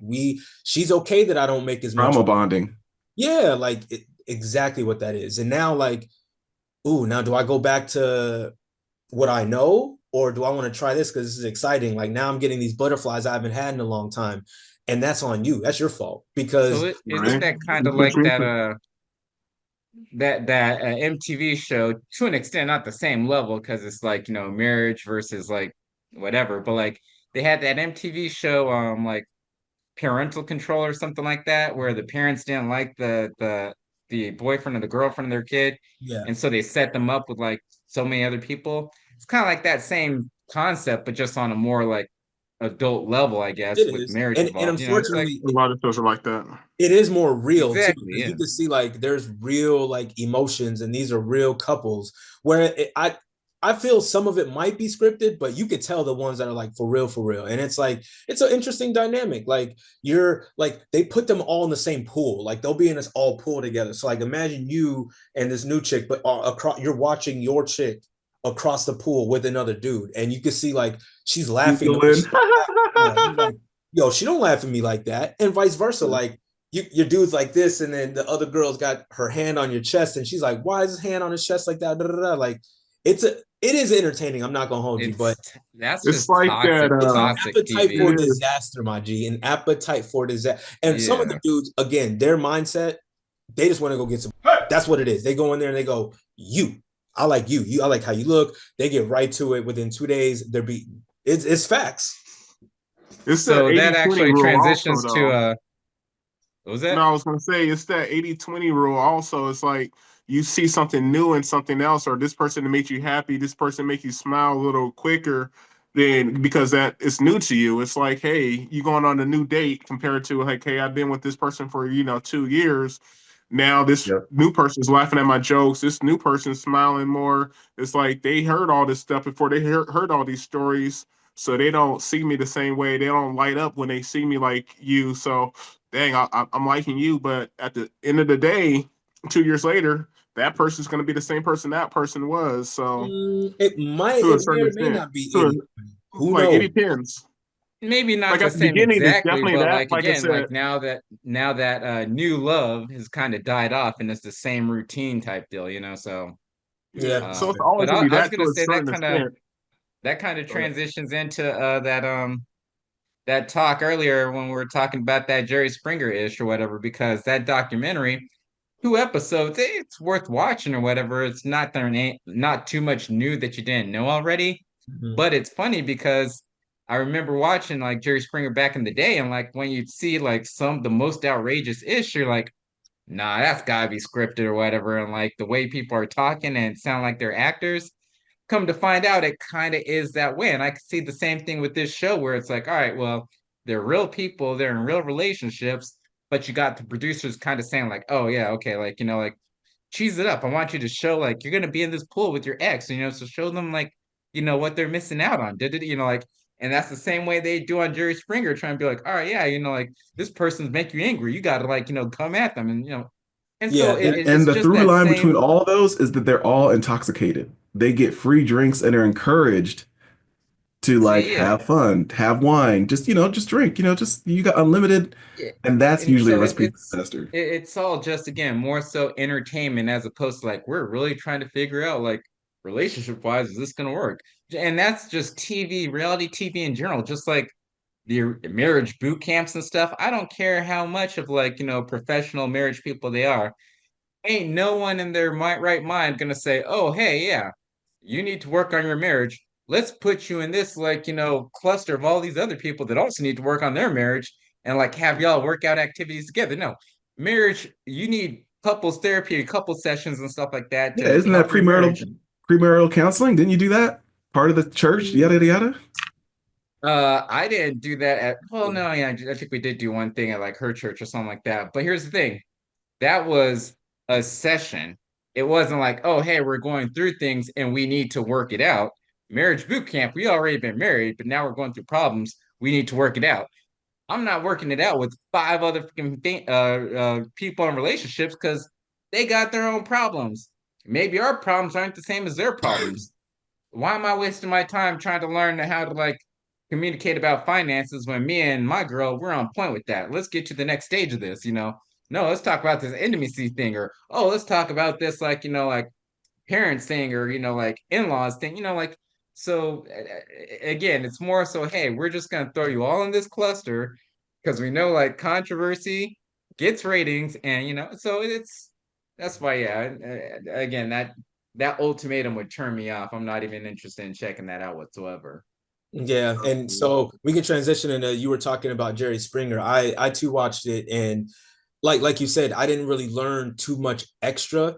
Um, I just it's funny now, I guess now that we're older in hindsight, like I feel bad that we enjoyed that. You know what I'm saying? Like just seeing how to me there's a difference between like scripted and produced, right? So like they heavily produced those people, like they had real problems, but they, you know, when they're like, no, we want you to go out there and scream and you're mad and don't you feel what, like she took your man. So like it's like they put the battery in their back, and then what happened out there wasn't necessarily scripted, because when they're talking about, you know, people pulling off actual beds of nails, like they're, you know, losing actual teeth, like that stuff that genuinely happened. So I don't think that part was scripted. They were produced and coerced to be like, yo, get pissed, get upset. And then that like Yeah. went out there and they were like, and then they started hit, you know what I'm saying? So, but just watching it, it's disgusting. I can't believe we watched that shit. I was up every night at 11 o'clock watching it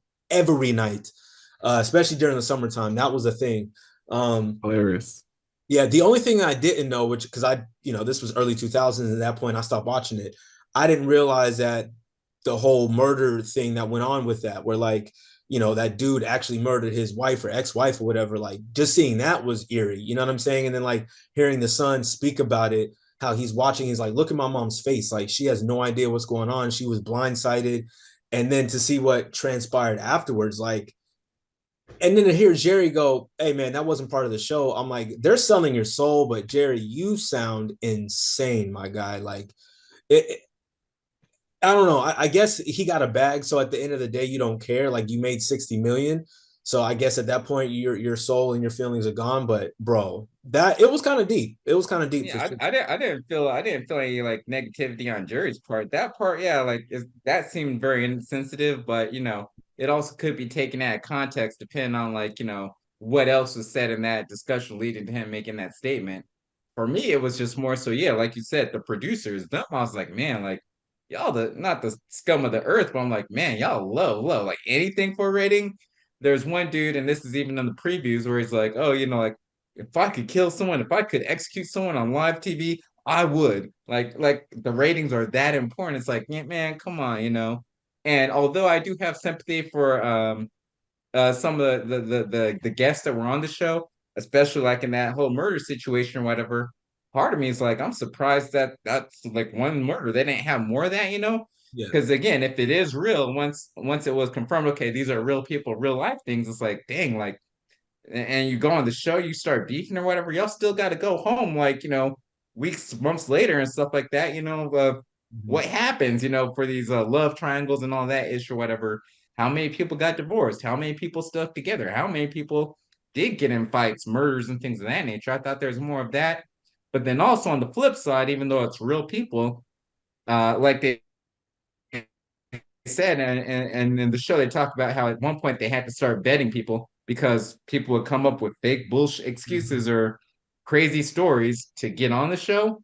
Yeah. And I think there were people that slid through the cracks that got through there because you could even see them like as you're watching the show, like they're it's almost like they're acting like they had cue cards or whatever. Yeah. Because someone said something, well, I'm sleeping with your man, and the guy's like, I don't care, like I got this girl, like well, I'm sleeping with your man because she forgot her line. She doesn't know what she needs to say next to talk about how she, to get so if you intentional like, hey, I know I'm gonna look like a fool, but I want my 15 minutes of fame. I'm gonna go on this show and lie or do whatever else. It's like, all right, I don't care that I'm laughing at you looking like a clown and stuff like that. So it's half and Yeah. half. You feel bad for Yeah. some, but then others you're like, man, go ahead and act a fool, I think it got to the point too where like I had no sympathy for the guest after a couple of seasons because you know what you're getting into at that point. Like you've seen Yeah. the episodes, you know the vibes, you know what it is. So like at that point, if after season two, three, four, you're still going after we've seen what happened, then at that point I have no sympathy for you. You know what I'm saying? Yeah, because you're not going on That, Oprah, you going yeah. on Jerry Springer, and then back to the part where it's like some of like I remember back in the day, it was on the news where the couple or it's like the best friends and the girl they're doing a spring break one. They admitted on the news like, oh, I fooled Jerry, like that was whole fake. I punched him and I punched my best friend. He knew it was coming. So like, yeah, definitely, I remember them had been vetting because of that too, because it got famous. They got famous, more famous for Trick and Jerry than being on the dang show. Mm. But yeah, I started watching it. Then I had to like I watched like half of the first episode. Then I had to go to the store yesterday, so I was gonna watch the rest, other half, and then the second one today. So, but yeah, it's crazy. But And like like she was everybody saying, else, like yeah, like ratings matter. you get out of school or whatever, and like that's the first thing because it came on right at that point, like right when you get out of school, so you're able to watch it Right. before your parents like came home from work and whatnot. And like, yeah, Jerry Jones was or Jerry Springer was dope, but like for me, Jenny Jones, that was mine. Like I was more into that. I couldn't Jenny stand Ricky Jones, Lake. Ricky Lake. No, Ricky Lake was annoying. Like, and maybe this is me, like my misogyny or whatever, but like I felt like she is a feminist. She used to always just dog the dudes and everything, and like I didn't appreciate that. Um, Jenny Jones, she's dope in the sense like her shows. There's craziness and raunchiness and stuff like that, but usually it's like I used to look like trash. Now come kiss my ass or whatever. And it's like, people Yeah. that were whack, then that improved, and then they get to like, punk out or clown their bullies and stuff like that. And then it'd be like, I don't know, just the concept of her stories and was it was cooler because like you get to see people acting out or doing whatever stupid stuff they're doing without just like, all right, you say one or two lines and Well, automatically until jump and Rude start Jude fighting. shows up. Rude Jew was Right. cool. I enjoyed that. Drew was Like funny. he was a He's still buster, around on but Sirius XM. Yeah, I listen to really, a show. I listen to a show all the time. It I surprises did me. I'm not like, know wow, that's that's the same crazy. dude. Okay. Yeah. Um, Crazy, I crazy. remember her show getting canceled because the of that same thing. situation. Somebody died and stuff. Somebody killed somebody and they died. Hmm. Then I was trying to remember, like you remember that the movie, that little Jerry Springer movie and Yeah, stuff. Ringmaster.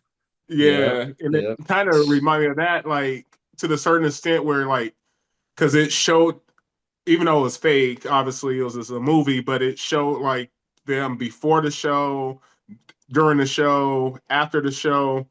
So you know the dynamic of how people are and how they see and how they live, and like you forget these people are real people. Like they go home, like you were saying, like they go home at the end of the shoot on the same plane, on the same bus, on the same car ride, and you just got to look at them like, dude, you just told Yeah. me you slept with my best friend for the last year. Like, how am I supposed That to so do that this? was the Like, biggest surprise to me was what they called was the Springer Triangle, Hmm. where like basically the rednecks of the world are being showcased for everybody else to basically laugh and poke fun at. Hmm. Because it wasn't a bunch of people from Seattle, California, New York, Florida, even Florida. It was like, no, this is the people in this wedge between Nebraska, Kansas, Missouri, all the flyover states where they could have inbreds and incest and all the like things that you're like, yep, that looks like them. Yep, they're missing some teeth, and it's because they work at the same grocery store, and so it's all that people were looking down on that part of America, which is adds to the exploitation. So that was surprising to me is Hmm. like they literally said, yeah, the majority of people that answered the phone to say like, hey, if you have an interesting story, call us at 1-800 Springer, and it's like, all right, well, I think you're gonna get a certain type of people.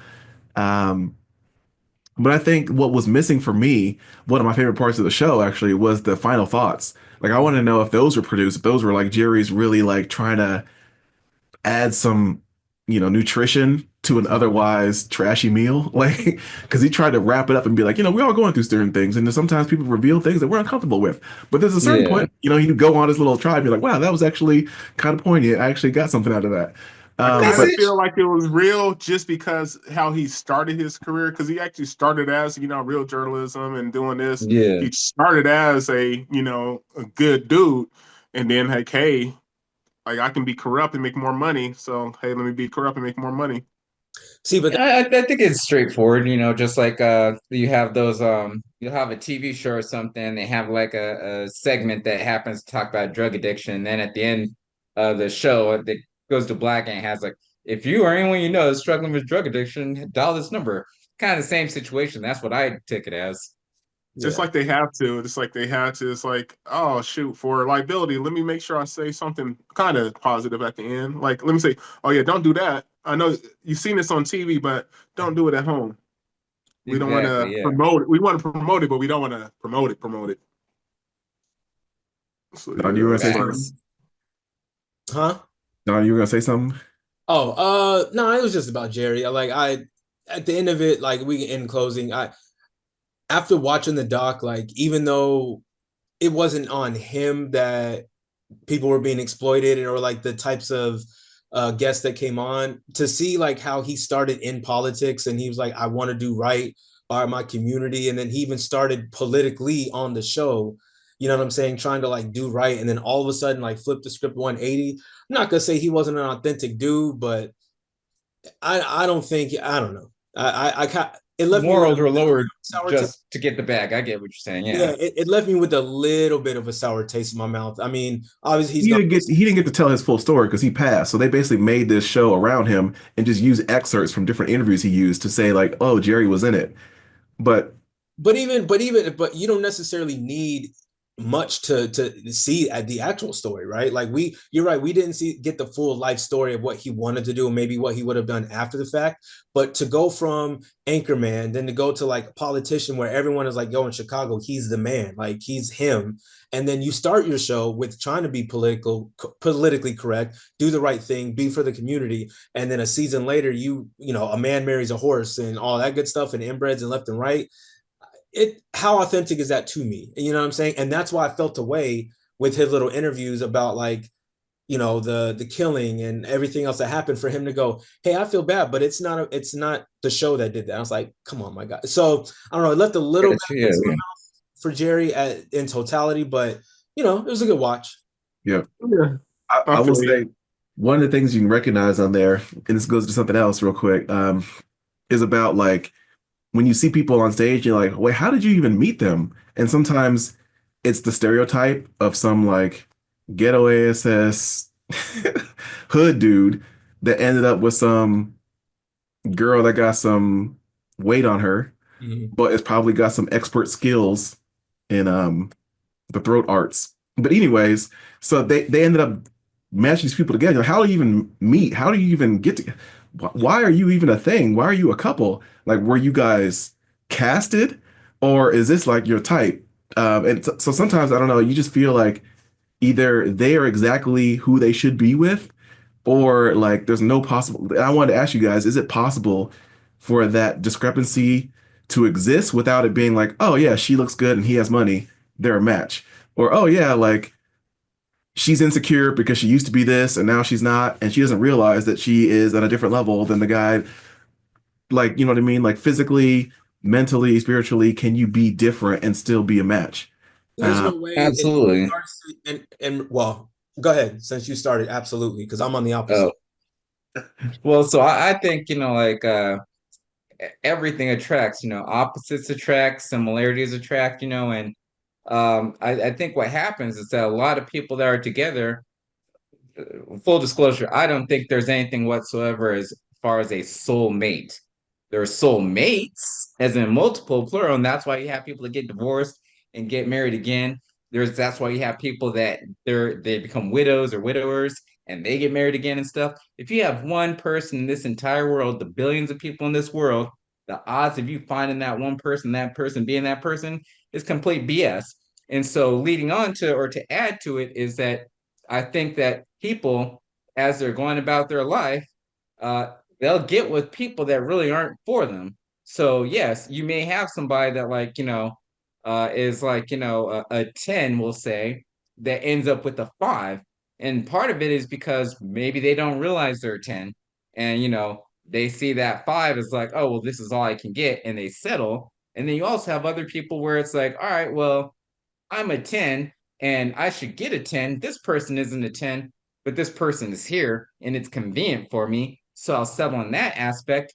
And then other times it's just like, hey, like, well, I didn't plan for it to happen. It just came about, she's a 10 looks, I'm a 5 looks, but we both are into video games, or we're both into this, we're both into that. Like, so there's so many different things that lead to why two people or multiple people come together.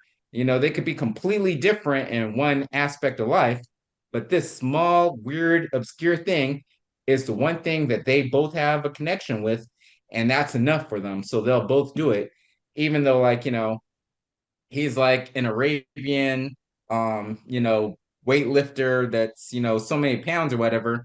And she's an anorexic girl from Nebraska that only knows 5 people in her little town. They click because they both happen to, be into some weird, crazy fetish that no one else is. You know what I mean? So yeah, anybody and everybody, like, absolutely, you can have differences that get together in that sense. So in a generalization, sure. For me, no. That's where I'm different. So like me specifically, and I'm a realist. There's no way I can have a meaningful relationship with somebody I'm not attracted to. That's first and foremost. And I think that's just in general. Like I don't see how you can end up with somebody that not even the same body type you go for, whatever. Like if it's not your thing, how can you say I'm going to invest time into something I'm not 100% attracted to, or even 90% attracted to? Because who's 100% attracted to every feature, or whatever? Not even 90% attracted to. No, right? And secondly, on the mental aspect, no. If I can't have a decent conversation with you, or we can't laugh, there's no meaningful relationship. One of the reasons, like one of the things that attracted me to, Mildred at the beginning is women to me aren't that funny, but for some reason she can make me laugh a lot of times. You know what I'm saying? Like I'm just keeping it a buck. Women aren't that funny. Mildred. The So women aren't funny. they're not. So but for me, like You give a pity laugh when they tell a joke that doesn't land. if she's a baddie for sure. But like if it's just a regular, she tries to say something, I'm like, but whatever, like I'm dead, LOL. But no, it's like, but realistically, like for me, mentally, no. If we can't share like it doesn't have to even be laugh at the same things. Like if you don't have any type of humor, or if we can't hold a decent conversation about anything, like no, we can't have a meaningful relationship because I'm gonna drive myself crazy. I So got a I'm question on that. sure, go ahead. So, in your life, your track life of dating and relationships and so forth, has every girl that you've dated you've been attracted to her, and you've been able to have a conversation with her? Meaningful date, yes. Now, No, just dating in general. oh, Because that's casual what dating. Harold's talking about, right? Like, Well, if are you're you talking about soulmates or whatever? Or are you just talking about like people that are together? No, Because I'm saying sometimes you like a get, successful relationship, yeah, a because if person you're you're talking about really casual seriously dating, dating with intention. yeah, if you're talking okay, about okay, gotcha, okay. yeah, if you're talking about like Continue, Don.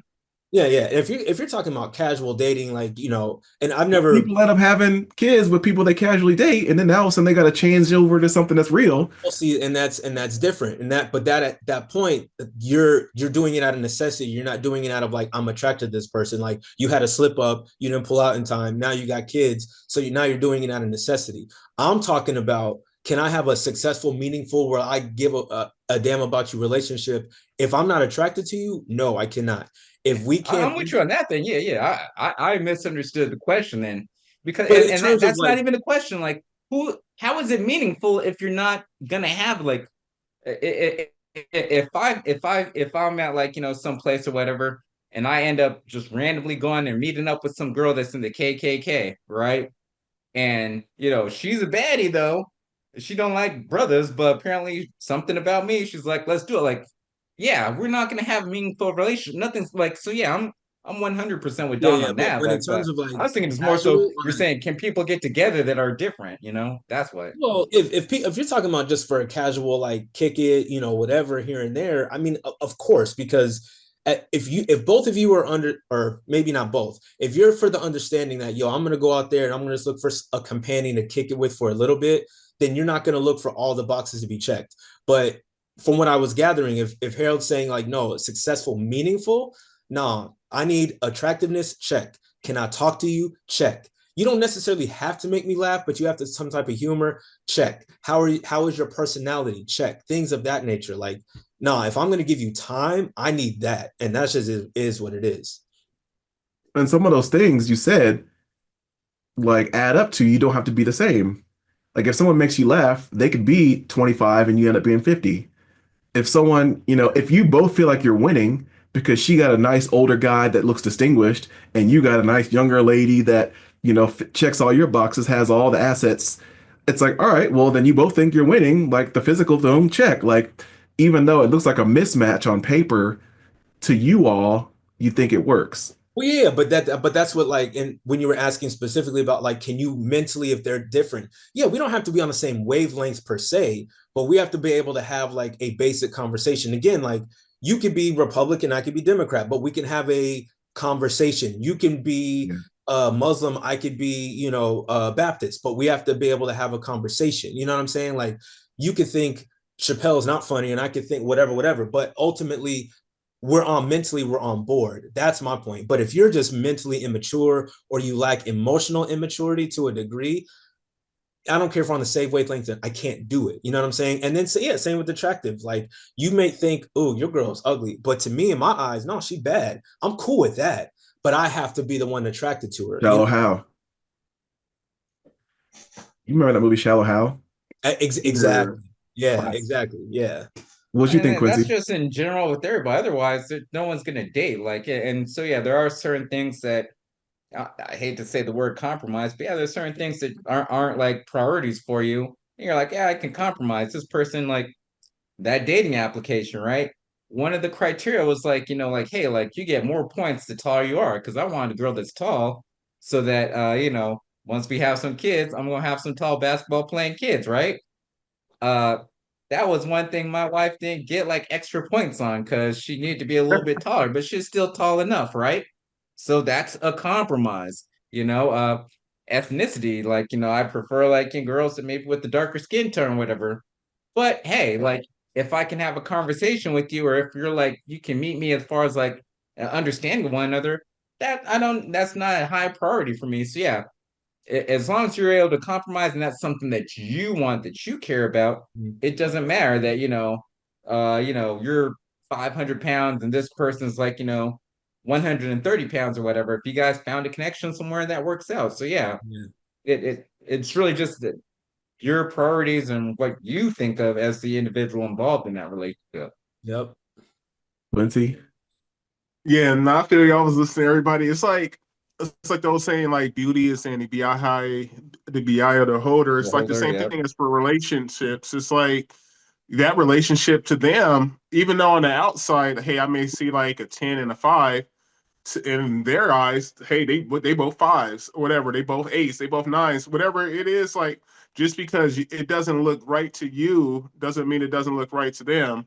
Like I dated females that all aspects from Asian, Hispanic, Black, White, Russian, German, like some bigger than me, some smaller than me, some taller than me, some shorter, like and like I previously, my type, back in the day was like mostly like Hispanics or light skinned females, mixed females. That was just my thing. But shoot, then I dated like, 3 white girls back to back or a native girl back to back or whatever. So like, it changes. Like, I dated some girls like at first I was like, she's cute, but she's not really all that. But then I was like, then you get to know her a little more and more. But like I said, more meaningful? Could it have been more?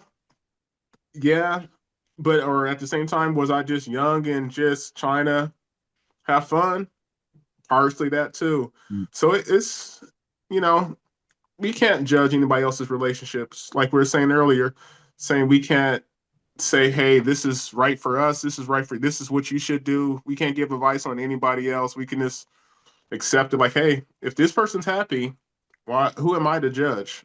What am I gonna say? Like, dude, I'm not gonna tell you how to raise your family. I'm not gonna tell you how to raise your kids. I'm not gonna tell you what you should do in your relationships. Like I see like the homies back in the day, even like, later, like, why are y'all together? All y'all do is fight. Every time I'm around, like, all y'all do is fight. Why are y'all still together? Or why y'all got these bad ASS kids? Like, why are you letting them do that? Like, do that, do that. Like, but hey, they can look at me and say the same thing. Why is his kid say, "May I be excused to leave?" Or why did this kid had to ask permission to do this? Why he said yes, sir, no, sir? Like they could just have their opinions on that. But that's how I'm raising my kid. You want to raise yours your way, our way, whatever. I'm not going to judge you. In my mind, obviously everybody is judging. That's human nature, unfortunately. But I'm not going to voice it. I'm not going to say it out loud. I'm not going to say the demand that you do what I do. Like, nah, that's you live your life. I live mine. I'm happy. You happy. We still friends. We still homies. We still family. At the end of the day, it is what it is. I'm not gonna Yeah. pick apart your relationship because it doesn't align with the way I see a relationship should be. See, I feel like I probably agree more with Don that it won't work if you are not on the physical, mental, social level. I don't think you can do it. I don't think that there's like some other thing working. I think eventually the temporary fades, and there's actually, we're not just having a relationship on a private island.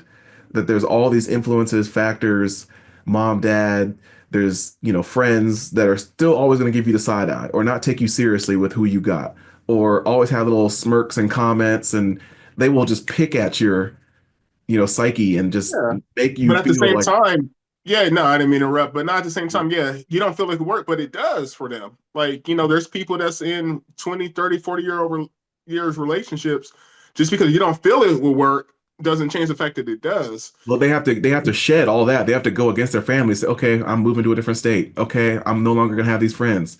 Like I am so, and what ends up happening a lot of times, because again, the divorce rate, the breakup rate is so high, people end up splitting, and then you have all the "I told you so"s. Then you have all this regret. Then you have all this like, were they right the whole time? Was I missing something? Red flags.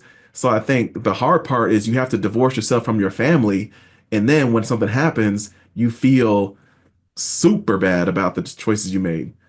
Yeah. Unfortunately, Yeah. it's either way, you can have the perfect, quote unquote, perfect relationship and they still have the Mm. same fail rate as the other person. So it And is what it I is. That's why I said I try not to judge too much, but but I it is also I what it is. think that I think you're looking at it from the perspective of from your background, Harold, in the sense of like, okay, well, yeah, family might be a big issue for you.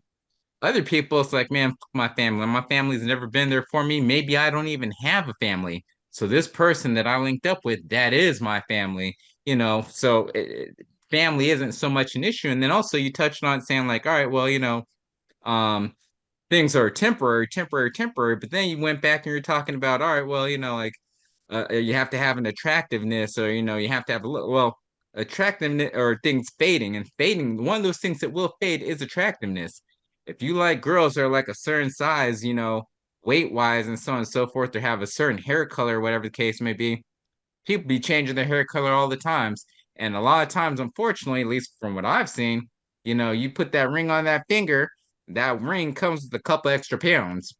Just Well, and being that, and honest, you know what I that's mean? that's And exactly so what like your that's kind of what I was appearance getting that to. changes as well, and so there's certain things that can change. And so even if those temporary things, think more so that's something that like, all right, well, I have to have a certain attraction to you. I have to have a certain, so on and so forth. That, that really doesn't apply in my thought process because yeah, like those things are going to change. The conversation part that Don was saying, I could get that. Like you can have a conversation with somebody in your teens and they still have those same type of conversations with you in their 20s and 30s and 40s. But then also that person could get dementia or something else, and all of a sudden now like they're not able to communicate like they used to communicate.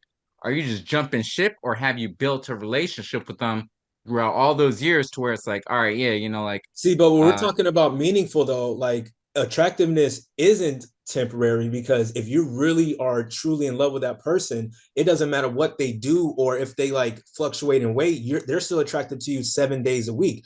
For example, like for me, like, my wife, she'll have long hair one day, short hair another day. Like it doesn't matter. I'm into long hair. That's my bag. But if she like cuts her hair short or gets like bangs, I'm not gonna be like, dang, now I'm unattracted to you. You know what I'm saying? Or like Harold could say the same thing. Like Cindy, had long braids and then like shaved her hair once, got purple hair. I'm sure he didn't look at her and go like, no, like he's like, this is my wife. I'm still into her. I still love her. So like to me, you could be with, I've been with my girl for 20 years. Like I'm not unattracted to her. It didn't like something didn't fade away. Like my taste didn't change. Like you built something within that attractiveness. So to me, that's so so true no matter what. If so let's be straight up blunt with it though, yeah, of okay, course.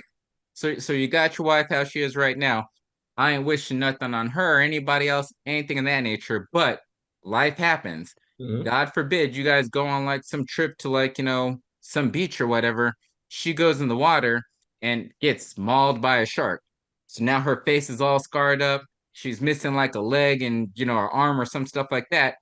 And unfortunately, also as a result of that, she's bound to a wheelchair, and she starts to put on like a whole lot of pounds, and she can't really do much else. You know what I mean? Like, That's yeah, are you gonna be like, oh man, you see her come out the shower and like, damn, I mean, come you on, know what I dog. What mean? are you doing? So that's what I'm saying in regards to attractiveness. That likely is not gonna happen, and I pray that doesn't happen. Yeah. But what I'm saying is that like there's more to it. It's not You're not saying you don't love her anymore, but at the same time, it's not gonna be like, man, like I'm waiting for her to come out the shower, you know? And that's the But same thing no, like so me. here, but I think the reason why most relationships don't work or they last 7 to 10 years is because people eventually will grow and change, and it's hard to adapt. And a lot of people don't adapt well. They're like, I like you the way I like you. Why are you changing? Because I like it just like that. You're like, I met you a certain way. Why are you changing? You must not like me if you all of a sudden stop working out, stop walking the dogs, if you all of a sudden And stop and doing the thing I like. And so there's a lot of people that and here, they have a spiritual awakening where now all of a sudden they're more into reading Malcolm X and Marcus Garvey. There's other people which is that fine. they get That radicalized is by Kim Kardashian. They want to look like them. They get radicalized by Andrew Tate. They want to be womanizers. that's absolutely fine again. And this is coming from a How is that married man fine? who I because society, and then maybe I'm using society wrong, but like we grow up in a world where it's like, all right, yeah, you're supposed to marry someone and be with them for forever. Marriage is forever. But if you look at the statistics and you look at life in reality, marriage is not forever. If it wasn't, divorce rates wouldn't be what they are. If it wasn't, you wouldn't have people that have multiple marriages. No, marriage is temporary, just like life is temporary. It's just that the goal, quote unquote, is to be married for the rest of your life. But at the same time, and as I've grown up and realized it, marriage or no marriage, like I understand, yes, people change. The person that you married at like 25, 35, whatever, is not going to be the same person that you married or that you're married to at 55, 65, and such. Not only from the physical aspects, because people are going to gain weight, lose weight, get wrinkles and all that, whatever, but also your ideologies change. Like, oh, well, I'm married and now we have like a higher income. Now I'm going to stop, like caring about poor people or whatever, or oh, now like I'm in a higher tax bracket, so now I'm a little more conservative and stuff like that. Some people throw you for a loop. You thought you married this person that uh was a freak in the sheets, and now it's like I'm reserved, and I'm like, I mean, it's crazy. Remember Eve, Rough Riders Eve, whatever, like hood and whatnot. All of a sudden, you see her like in a Christmas photo with this white dude she married to, like, and they cracking jokes, making it seem like, oh, she's in the Get Out, she's in Sunken Place and everything, because it's like a complete 180 flip. And people change, and just because you're married to that person, if they change and that change is not something you're down with, that doesn't mean you need to stay with them, and that's why they have the option Oh, for a that doesn't divorce. mean you And get I don't out. think That there's doesn't, anything wrong with that. that's not your free pass to be like, well, you changed, so now no longer this relationship suits me. So, oh, okay. Yeah, that's And kind of again, that's kind of wild. no. Again, these are like bizarre extremes or whatever. But all of a sudden, your wife just flips for some reason and she murders your kids. Are you staying with her because she's your wife? Come on now. Again, some certain things. There's again going back to the whole ultimatum, right?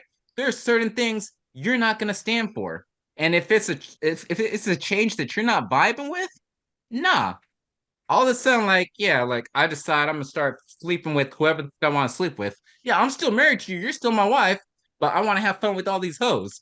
My wife's supposed to take that and deal with that because I changed and now I'm a hoe?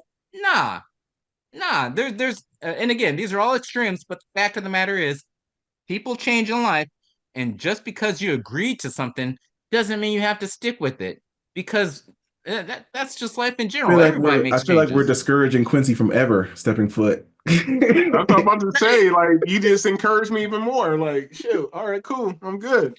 This is Nah. my opinion. You gotta take. I mean, like again, look. I had to go to the extremes to make my point. So, what are the odds that you're gonna find somebody that's gonna have those extreme changes? So, yeah, I'm not discouraging marriage and stuff like that.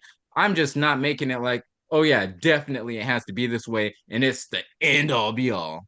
Not even the end all be Okay. all. I don't like that. I don't like that term. The main point for me is there is absolutely no way I'm going to give you my time and invest time if I don't rock with you physically, emotionally, mentally. And once we get there, there are some things that I can bypass. Like if you like we're rocking together. Yeah, when we were both 2021, yeah, like I was in better shape, you were in better shape. Now fast forward, we're both 39, 40. We're not in the same shape we were 20 years ago, but you still bad to me. You know what I'm saying? Like that's not, I don't look at that as a such a drastic change. Oh no, I got to get away from you. Or if you're with your wife and like, you know, she was bop, bop, bop, but then she had a couple of kids, things are going to happen from time to time. I'm not going to look at her and be like, oh, you changed because you had kids. Like, nah, I'm done. That's not my point. My point is we've invested so much time and I rock with you. You're still fine to me. I don't care if you got a little gut. Like we can get rid of that. That's light work.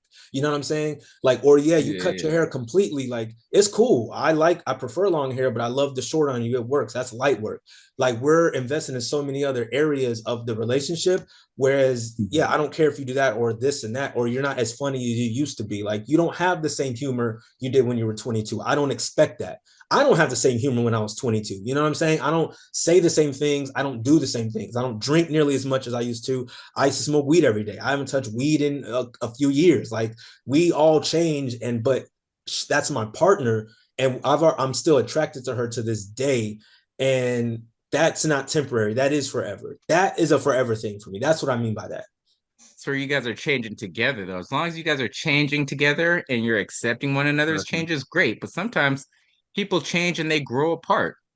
Well, bro, you have to change. That's age. I'm not saying I changed But because that's the excuse I wanted people to make give if we have irreconcilable differences because she changed and I changed and we don't match anymore. That's nonsense. You got to yeah. plan for that. That's That's part of not like nonsense. that's Harold, called Harold, that's when you're you say I'm going to get married forever, you consider those things happening. You don't just go like I love you right now until you change.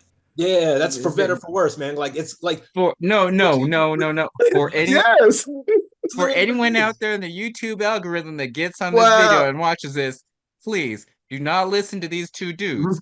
There is no reason for you to stay in something that is not good for you. No, you're It pushing the may be goalposts. shunned and some You're people may feel pushing the bad about it, but goalposts. if you need to leave, leave. Just Yes. because You're you're not, changing just it oh, from like not good for you, and then a couple of changes like are To two choking different out your things. kids. Yeah, no, Like, hey, it's wrong. yeah, I again, ordered something and I leave. irreconcilable differences. Okay, so what was it? Uh, Jennifer Lopez and Ben Affleck, right?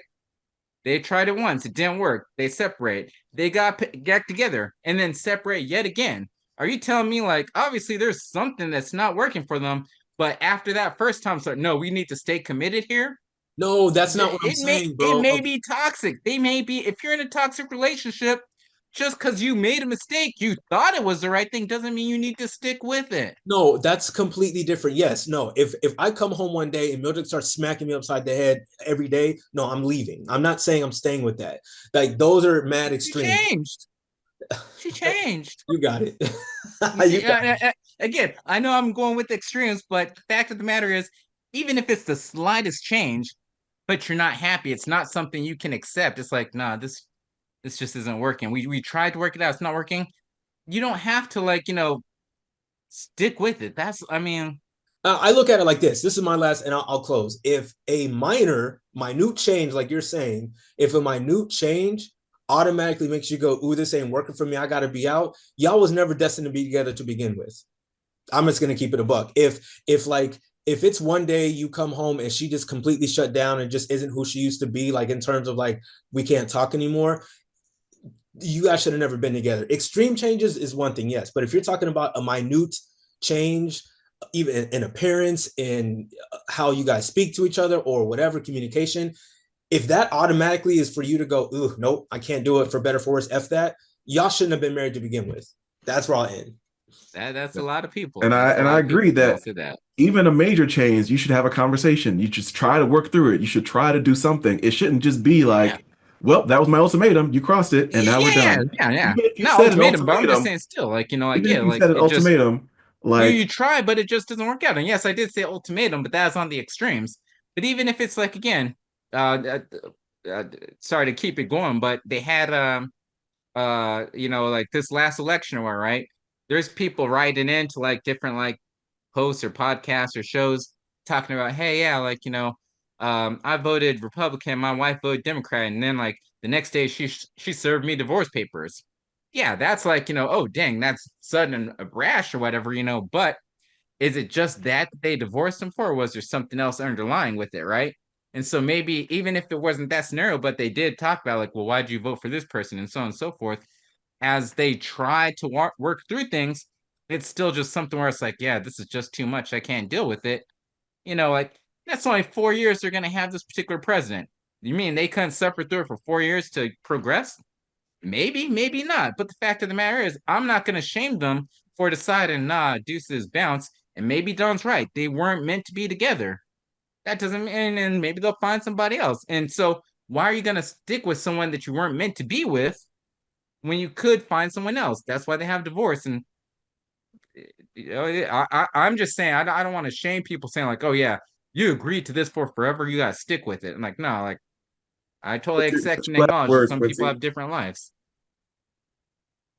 I'm just listening. Like, nah, I feel you. I can see where he's just coming from to a certain extent, but like I said, it has to be major, freaking major changes. Like, hey, you become a mass murderer, then yeah, I'm cool. I ain't trying to get at you no more. You constantly cheating, yeah, I'm cool. But like, you forgot to freaking brush your teeth the right side compared to your left side first, then I'm not. I ain't gonna be mad at you for that. But like, dude, yeah, people change, I people grow, people adapt. Yeah, That's life. We should change, we should grow, and we should adapt with each other. And you should love somebody enough to allow those changes because you, for hell, sure change. You don't even know. You see her changes, but you don't see your changes. To in her eyes, she see changes in you probably weekly compared to like every time you see a change in her. So you got to realize that too. yeah, we can't bring it up or not because we have to wrap up and everything. But this is a question for the next discussion. Your girl gets locked up for whatever reason. She gets locked up. How long is it that you would stay with her? If she gets locked up for life, locked up for 10 years, locked up for 5 years, how long would you hold it down before like, all right, yeah, we need to get divorced and so forth? We'll Just curious. we'll table that because my rebuttal question would be depends on what she did, and we'll leave it at that. Yeah, yeah, Yeah, and we'll absolutely. go into the other question. I thought we were gonna do it today, but we'll hit it up next time. The other question that you had, Harold, where could you be with somebody basically not on your level? Because that would have been a good segue, but we That's what we were went talking over. about. But no, And yeah, he was talking about more of the lines of like financially and all that stuff like that. Could Yeah, you mentally, help you somebody not grow? on the mentally. It's like I said earlier. That's a quick answer for me. If mentally we're not on the same level, like we can't hold a conversation. No, that's simple. Yeah. But yeah, Alrighty, we'll converse next time. Pleasure as always. good All right, chat. fellas.